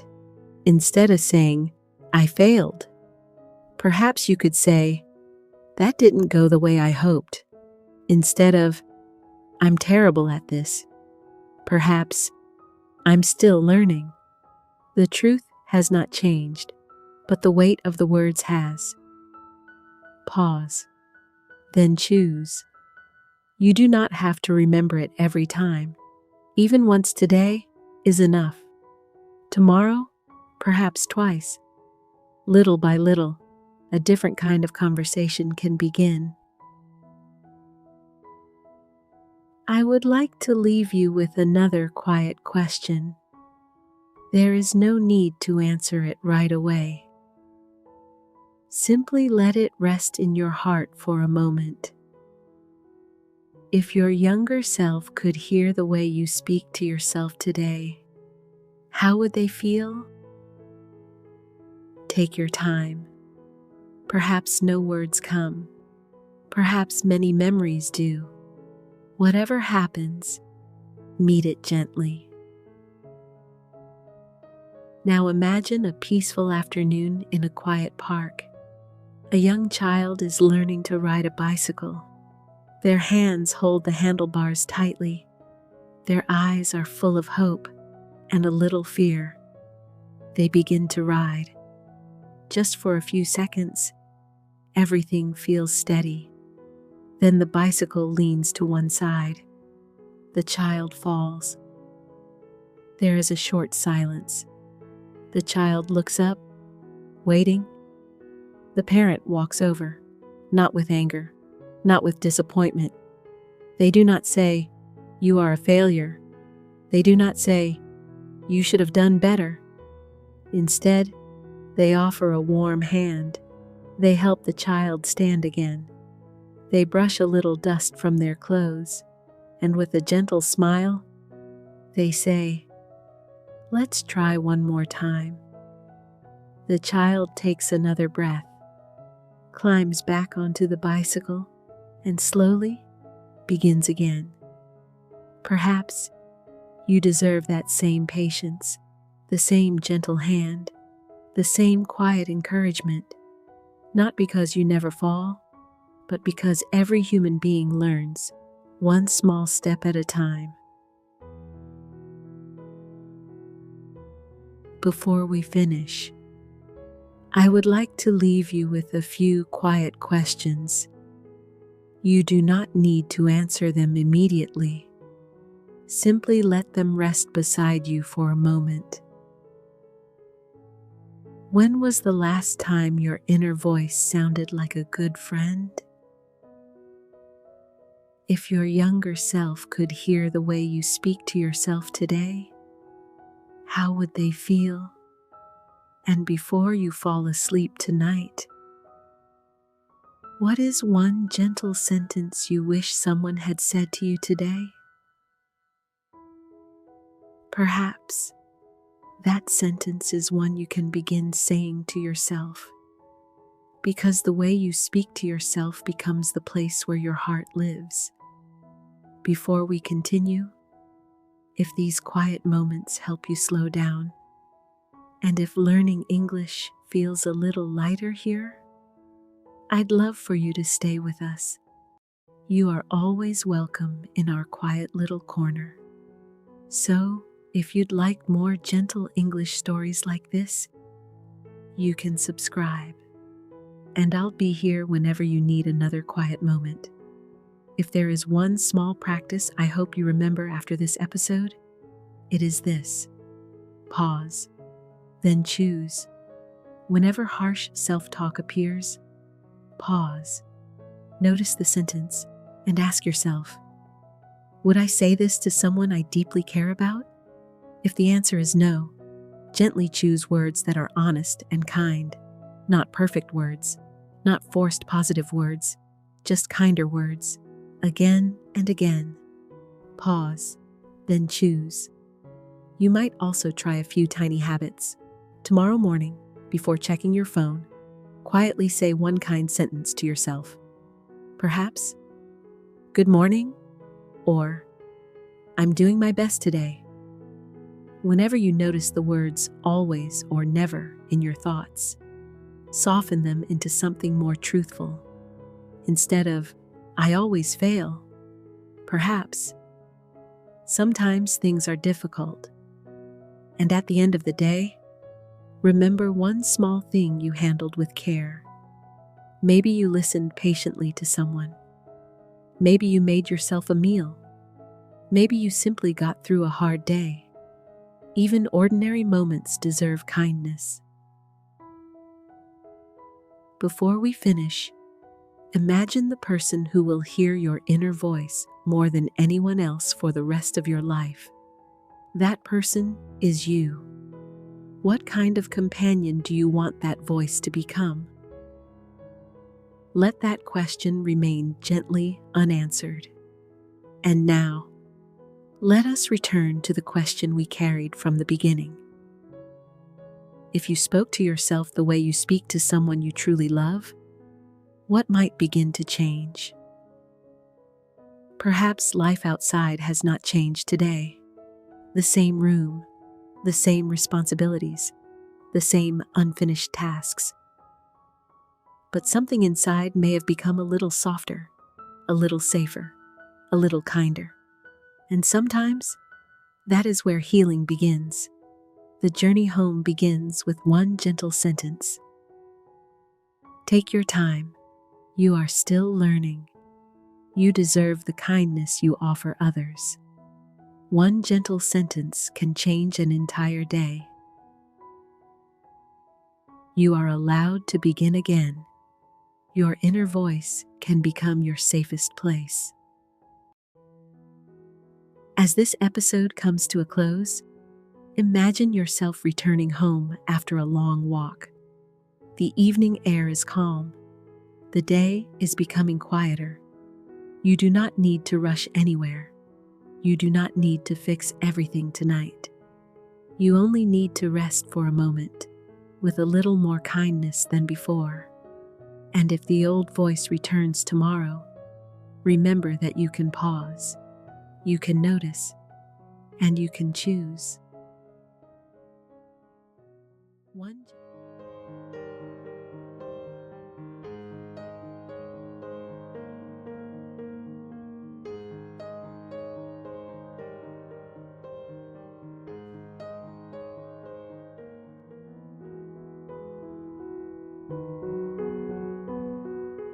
Maybe you have been feeling a bit disconnected lately. Maybe you look in the mirror and the person looking back at you feels like a stranger. You see your face, you see your eyes, but you wonder where your spark went.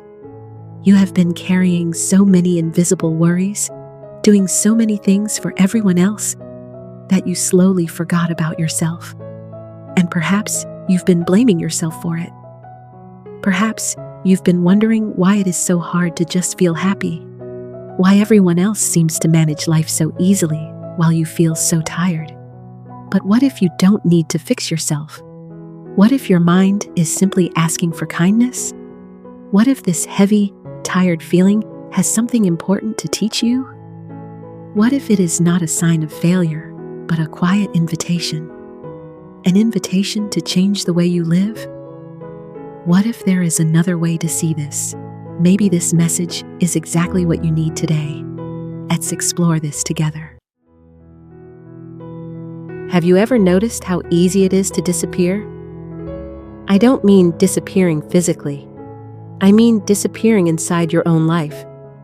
You wake up in the morning, you make your coffee or your tea, you go to work or you study, you reply to messages, you take care of your family, your friends, your responsibilities.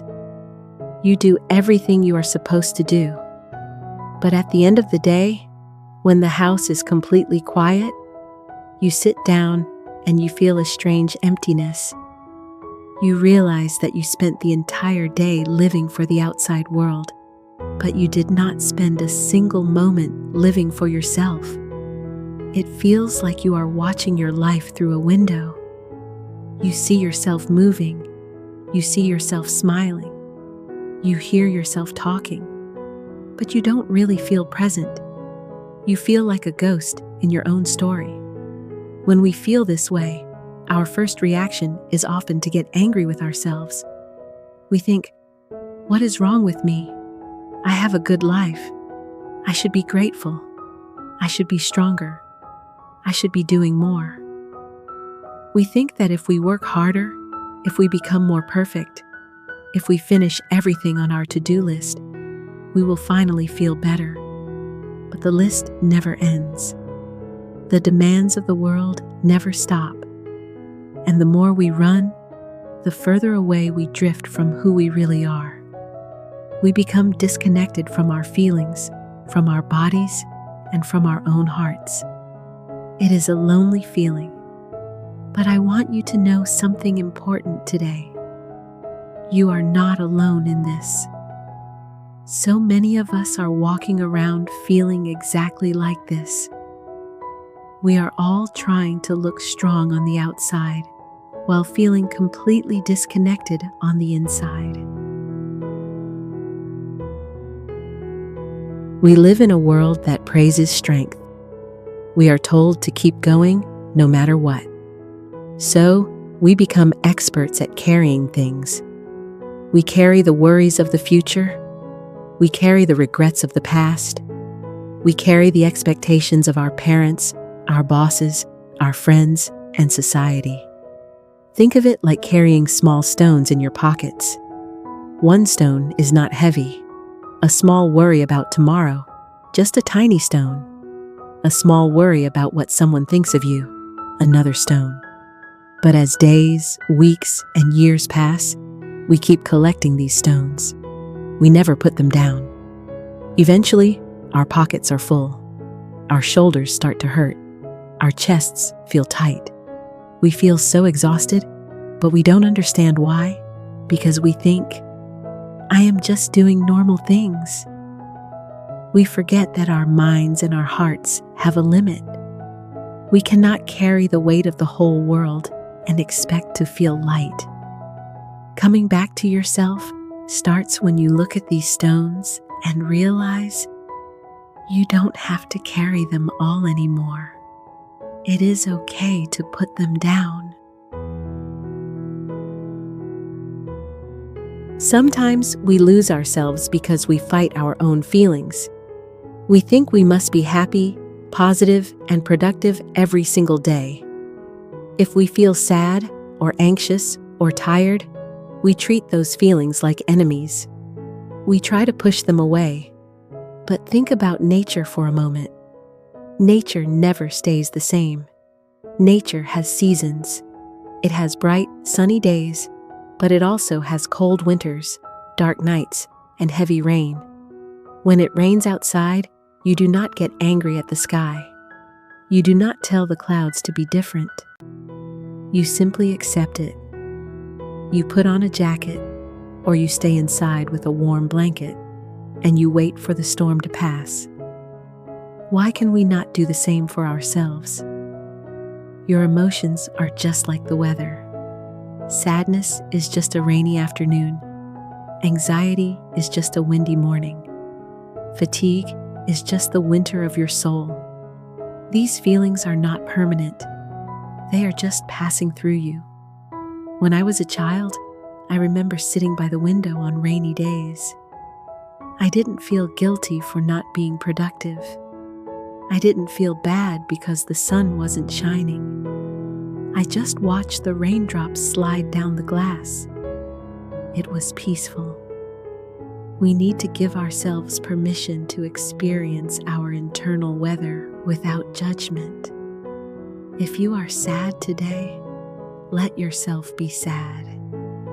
If you are tired, let yourself rest. When you stop fighting your feelings, you invite peace back into your heart. The day I started coming back to myself did not look like a movie. There were no loud announcements, no dramatic changes, and no big celebrations. It happened on a very ordinary Tuesday afternoon. I was sitting in my kitchen, looking at a long list of things I had to do. My mind was racing, my heart was beating fast, and I felt that familiar tightness in my chest. I felt completely overwhelmed. And then, I looked out the window. I saw a small bird sitting on a tree branch, completely still. It wasn't rushing. It wasn't trying to achieve anything. It was just there. In that moment, a very quiet voice inside me said, "You can stop now. You don't have to save the world today." For the first time in years, I listened to that voice. I closed my notebook. I put down my pen. I made a cup of tea, and I just sat there. I felt the warmth of the mug in my hands. I listened to the sound of the wind outside. I felt my breath moving in and out of my body. I realized that I had spent years running away from myself, trying to be the person everyone else wanted me to be. But the person I really needed to care for was right here, sitting in the kitchen, feeling tired and lonely. Coming back to yourself means choosing to be a good friend to yourself. It means stopping the noise of the world for just a few minutes so you can hear your own quiet voice. It means accepting who you are right now, in this very moment, even if you are imperfect. Especially if you are imperfect. To help you on this journey of coming back to yourself, we do not need big, difficult life changes. We just need small, gentle practices. Here are 3 tiny habits that can help you reconnect with your heart today. Every day, when you drink your coffee, your tea, or your water, try to do it without looking at your phone. Do not read the news. Do not check your emails. For just 3 minutes, hold the warm cup in both hands. Feel the temperature. Notice the smell. Watch the steam rise. This simple act brings your mind back into your body and grounds you in the present moment.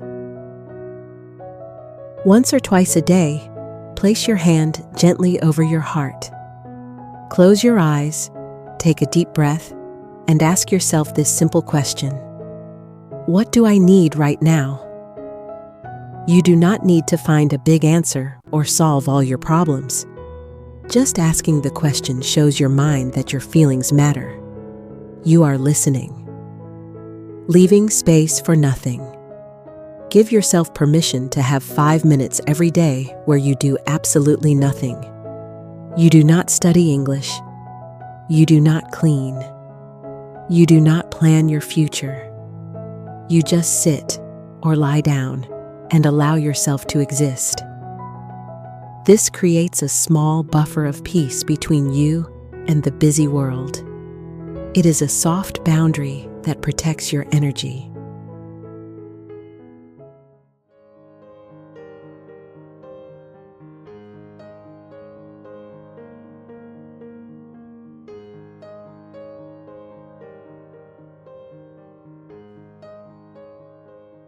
Sometimes, life feels like a race, and when we look around, it seems like everyone else is moving faster. Someone gets a new job. Someone buys a house. Someone gets married. Someone reaches a dream. And suddenly, we begin to wonder, why am I so far behind? If you have ever felt this way, you are not alone. Today, we will talk about something very gentle. The feeling of being behind in life, and why that feeling may not be telling you the truth. Comparing ourselves to others can feel very painful, especially now. Every day, we see other people's lives, their successes, their celebrations, their achievements, but we rarely see their struggles, their doubts, their difficult days. When we compare our whole journey to someone else's highlight reel, we almost always feel smaller and tired and discouraged. Maybe you feel that you should be further ahead. Maybe you thought life would look different by now. That feeling is real, and it can be very heavy. But feelings are not always facts. Sometimes they are simply clouds passing through the sky. Let me share a thought with you. Imagine a beautiful garden. Inside this garden, many different flowers are growing. A cherry blossom blooms in spring. Soft, bright, beautiful. Nearby, a maple tree stands quietly. It does not bloom at the same time. It waits, through spring, through summer. And then, when autumn arrives, it fills the world with gold and red. Now imagine asking the maple tree, "Why aren't you blooming like the cherry blossom?" The question does not make sense, because they were never meant to bloom at the same time. They have different seasons, different rhythms, different journeys, and people are very much the same. Some people bloom early, some bloom later, some bloom more than once. Your life is not late. Your path is not wrong. You may simply be growing in a different season. A season that is preparing you for something beautiful, even if you cannot see it yet. The world often tells us that everything must happen quickly, but nature teaches a different lesson. The strongest trees grow slowly, the deepest roots take time, and the most beautiful gardens are not rushed. So today, instead of asking, "Why am I behind?" try asking, "What am I learning in this season?" Maybe you are building strength, maybe patience, maybe wisdom, maybe courage. Growth is still growth, even when nobody can see it, even when it happens quietly. Before you leave today, I want you to remember one thing. You are not a failure. You are not too late, and you are not falling behind. You are simply living a different timeline, your own season. Just like every flower blooms when it is ready, you will bloom too. Not when someone else does, not when the world demands it, but when your season arrives.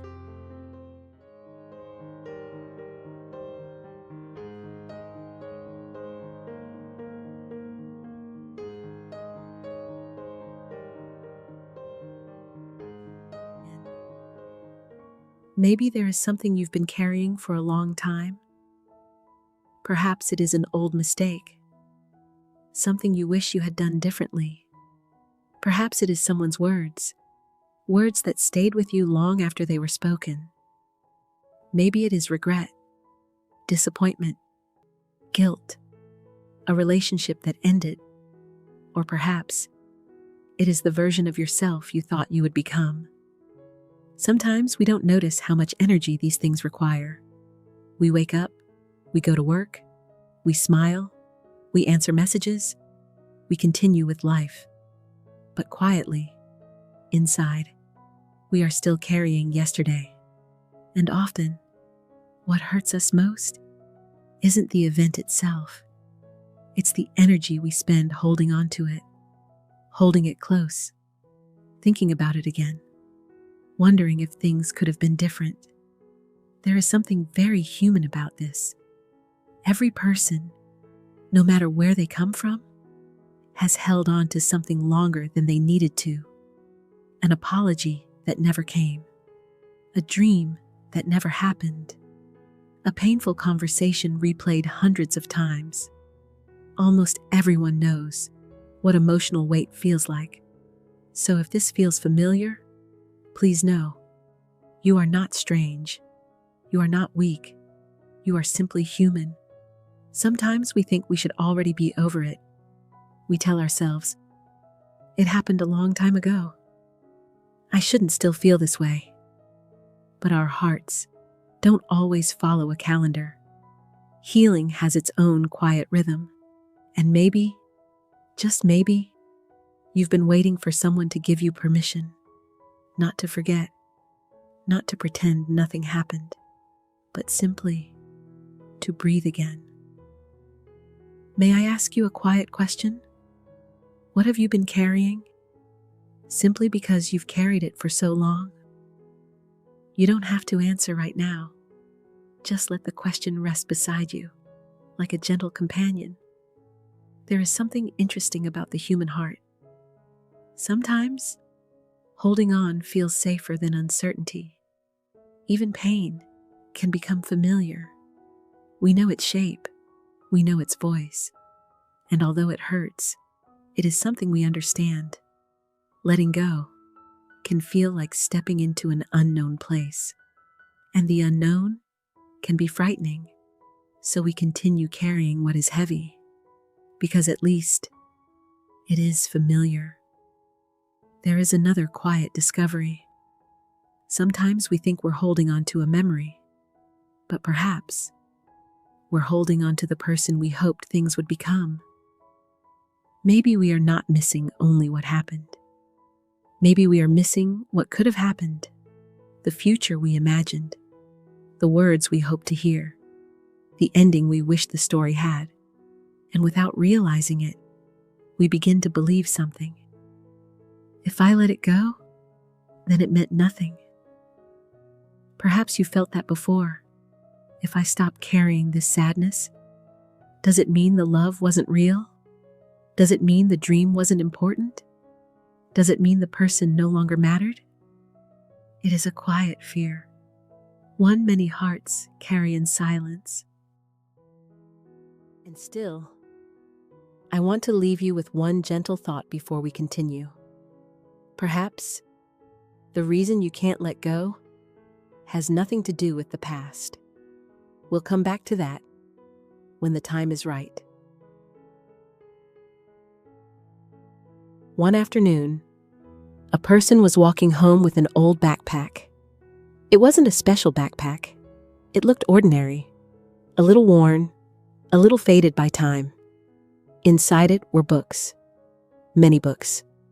Some were useful once, some had been finished years ago, some belonged to another season of life. But every morning, the person picked up the backpack without thinking. Day after day, month after month, it became heavier.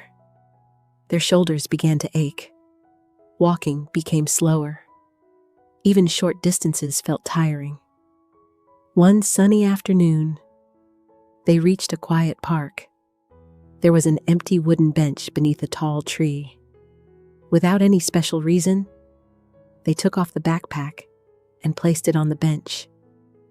For a moment, they simply stood there. Then they took a few careful steps forward. Something felt different.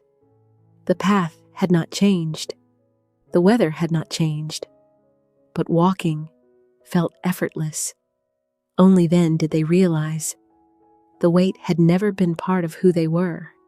It had only been something they were carrying. Perhaps that story isn't really about a backpack. Perhaps all of us have carried things that once served a purpose, but no longer belong in today's journey. Sometimes we forget that there is a difference between being a person and carrying a burden. The burden is not your identity. It is only something you have been holding. Healing isn't deciding one morning, I will let everything go today. Real healing is much quieter than that. It is letting go, a little, again, and again. Some days it feels easy. Other days, you notice you've picked the burden up once more. That doesn't mean you failed. It simply means you're human. Healing is rarely loud. Most of the time, it sounds like a quiet sigh. One gentle breath, one peaceful choice, repeated many times. Little by little, your heart begins to trust that it is safe. There is another quiet truth. You can forgive without reconnecting. Sometimes people imagine forgiveness as opening the same door again, but it doesn't have to be. Forgiveness is not always an invitation. Sometimes it is simply releasing yourself from carrying anger every day. Peace doesn't always require reconciliation. Sometimes peace is created inside your own heart, not because someone apologized, not because everything became fair, but because you decided your life deserved more space than your pain. May I ask you another quiet question? If this pain could speak, what would it ask from you? Would it ask to be remembered? To be understood? To be released? You don't have to answer. Simply notice whatever comes into your heart. And another question: who would you become if you stopped introducing yourself through your old wounds? Take your time with that one. Sometimes the answers arrive slowly, like morning light entering a quiet room. Earlier, I asked why some memories seem to stay with us much longer than others, and I also wondered whether the reason we cannot let go has something to do with something other than the past itself. We are not ready to answer those questions yet, but perhaps they are beginning to feel a little different. Sometimes a question changes us long before we discover its answer. Now let me share another small story. Imagine someone caring for a beautiful little plant. Every morning, they water it carefully. They place it near the window. They turn the pot toward the sunlight. They whisper quiet words of hope. Days pass, then weeks, then months. But the plant no longer grows. Its leaves become dry. Its stems remain still. Still, every morning, they continue watering it, not because they truly believe it will bloom again, but because stopping feels like failure. One day, they sit quietly beside the empty pot. They look around the garden. Nearby, there is fresh soil. A tiny seed rests in the palm of their hand. For a long moment, they hesitate. Then gently, they plant the new seed beside the old plant. They still remember the first one. They still appreciate what it once was. But now, they also make room for something new. Days later, a small green sprout appears. Very small, easy to miss, yet full of life. And with that tiny beginning, hope quietly returns. Sometimes, the bravest thing we do is not holding on. Sometimes, the bravest thing is allowing ourselves to begin again. Your life becomes lighter, not because your past changes, but because your hands become free. There is something peaceful about this thought. We often wait for life to become different before we allow ourselves to feel better. We wait for the perfect apology, the perfect explanation, the perfect ending. But sometimes, none of those things arrive, and still, our hearts are able to heal. Not because yesterday changed, but because we slowly stop carrying yesterday into every new morning. Letting go creates space, and life always grows where space exists. Think about a quiet room. When it is filled from wall to wall with old boxes, there is no room for a new chair, a new window, or fresh flowers. Our hearts can become like that room, not because they are broken, but because they have become too full. When we gently set one burden down, we do not become empty. We become available for new friendships, new dreams, new moments of peace, new versions of ourselves. Earlier, I asked a quiet question. Why do we protect painful memories more carefully than happy ones?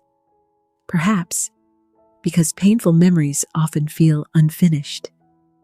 Our minds return to them again and again, hoping to find the answer that was never there, hoping to rewrite a conversation, hoping to change an ending that has already passed. But every visit asks us to carry the same weight again. Happy memories ask for nothing. Painful ones often ask us to solve them. And when they cannot be solved, we continue holding them. Not because we want to suffer, but because we are still searching for closure. The gentle surprise is this: closure sometimes comes from ourselves, not from others. Some questions were never meant to receive perfect answers, and that does not mean your story cannot continue. Slowly, a new belief begins to appear. Letting go doesn't erase love. It doesn't erase memories. It simply makes room for life again. You are not throwing your past away. You are changing your relationship with it. The memory can remain. The lesson can remain. The love can remain. But the burden doesn't have to remain. Let me tell you one last small story. A person is walking along a quiet beach. The morning air is cool. Gentle waves reach the shore, then softly disappear again. In one hand, they hold a smooth stone. It is beautiful. Its surface has been shaped by the sea over many years. The stone once brought comfort. It reminded them of someone they loved, so they kept carrying it. As they continue walking, their hand begins to ache. The stone has not become heavier, but hours of holding it have become painful. They stop. They look at the sea. Then they smile softly. With great care, they place the stone back onto the sand. They do not throw it. They do not reject it. They simply let it rest where it belongs. The memory stays. The pain leaves. Perhaps that is what letting go really looks like. Not forgetting, not pretending, not saying something never mattered. Simply allowing your heart to stop carrying it every moment of every day. You are no longer someone trapped by yesterday. You are someone creating today. Sometimes peace doesn't arrive because life changes. It arrives because you finally stop carrying what life already took away. The past knocks on the door. You don't have to invite it to stay. You don't lose yourself by letting go. You finally have room to find yourself. Some chapters end quietly, so the next one can finally begin. May I leave you with one more quiet question? Is there something you're protecting that is no longer protecting you? You don't need to answer right now. Just carry the question gently and notice what your heart whispers. Before we continue, I'd like to say something simple. If these quiet conversations help you feel a little lighter, I'd be happy to meet you here again in another episode. There is no rush, no pressure, just a quiet place, waiting whenever you need it. Tonight, I'd like to invite you to try one very small practice. Nothing complicated, nothing you have to do perfectly. Simply find a small object, perhaps a smooth stone, a leaf, or even your favorite cup. Hold it gently in your hands. Take one slow breath in and one slow breath out. Now, for just a moment, imagine placing one emotional burden inside that object. Perhaps it is a regret, a disappointment, someone's words, or simply a feeling you've carried for too long. You don't have to force anything. Just imagine it resting there, instead of inside your heart. Then, very gently, place the object down. Notice your hands. Notice your breathing. Nothing magical has happened. Your life has not changed in a single moment, but you have quietly reminded yourself of something important. You are allowed to set things down. And here are 3 tiny habits you can carry with you. The first, before replaying an old memory, take one slow exhale. Sometimes one calm breath is enough to soften a difficult thought. The second, when you hear yourself saying, "I should have," try replacing those words with, "At that time, I did what I knew." Speak to your past self with the kindness you would offer a dear friend. And the third, spend just 30 seconds noticing one beautiful thing in today's world. Not yesterday's world, not tomorrow's, today's.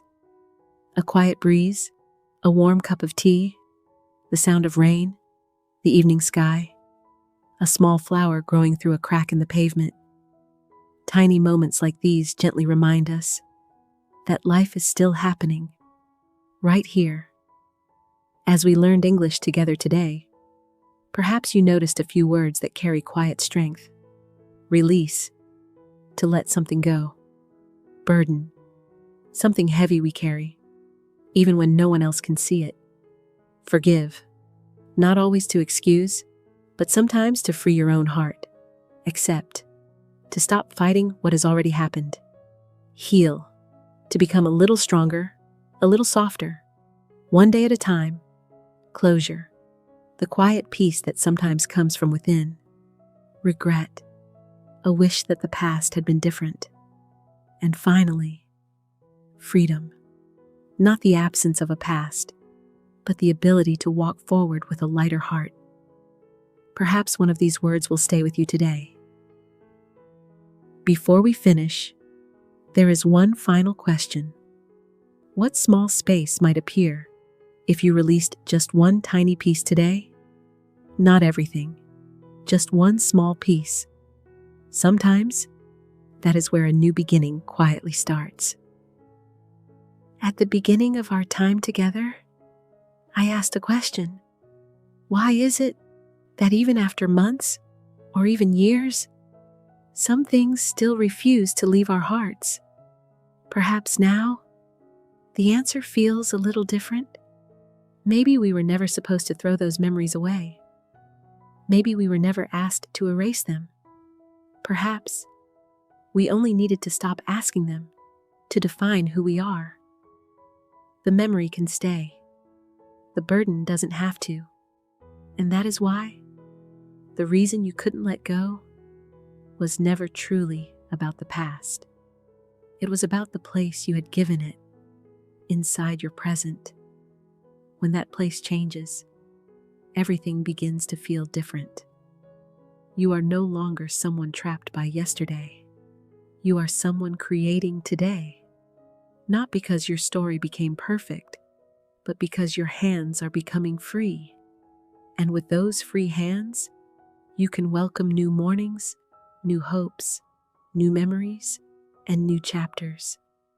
As you return to the rest of your day or gently prepare for sleep, notice the room around you. Notice the air. Notice your breathing. Notice that you gave yourself these quiet moments. That matters.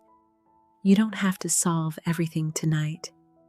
Some things become lighter, one peaceful day at a time. Thank you for sharing this quiet space with me. Whenever you feel ready, I'll be here again. We'll slow down together, take another gentle breath, and continue this journey. One calm conversation at a time.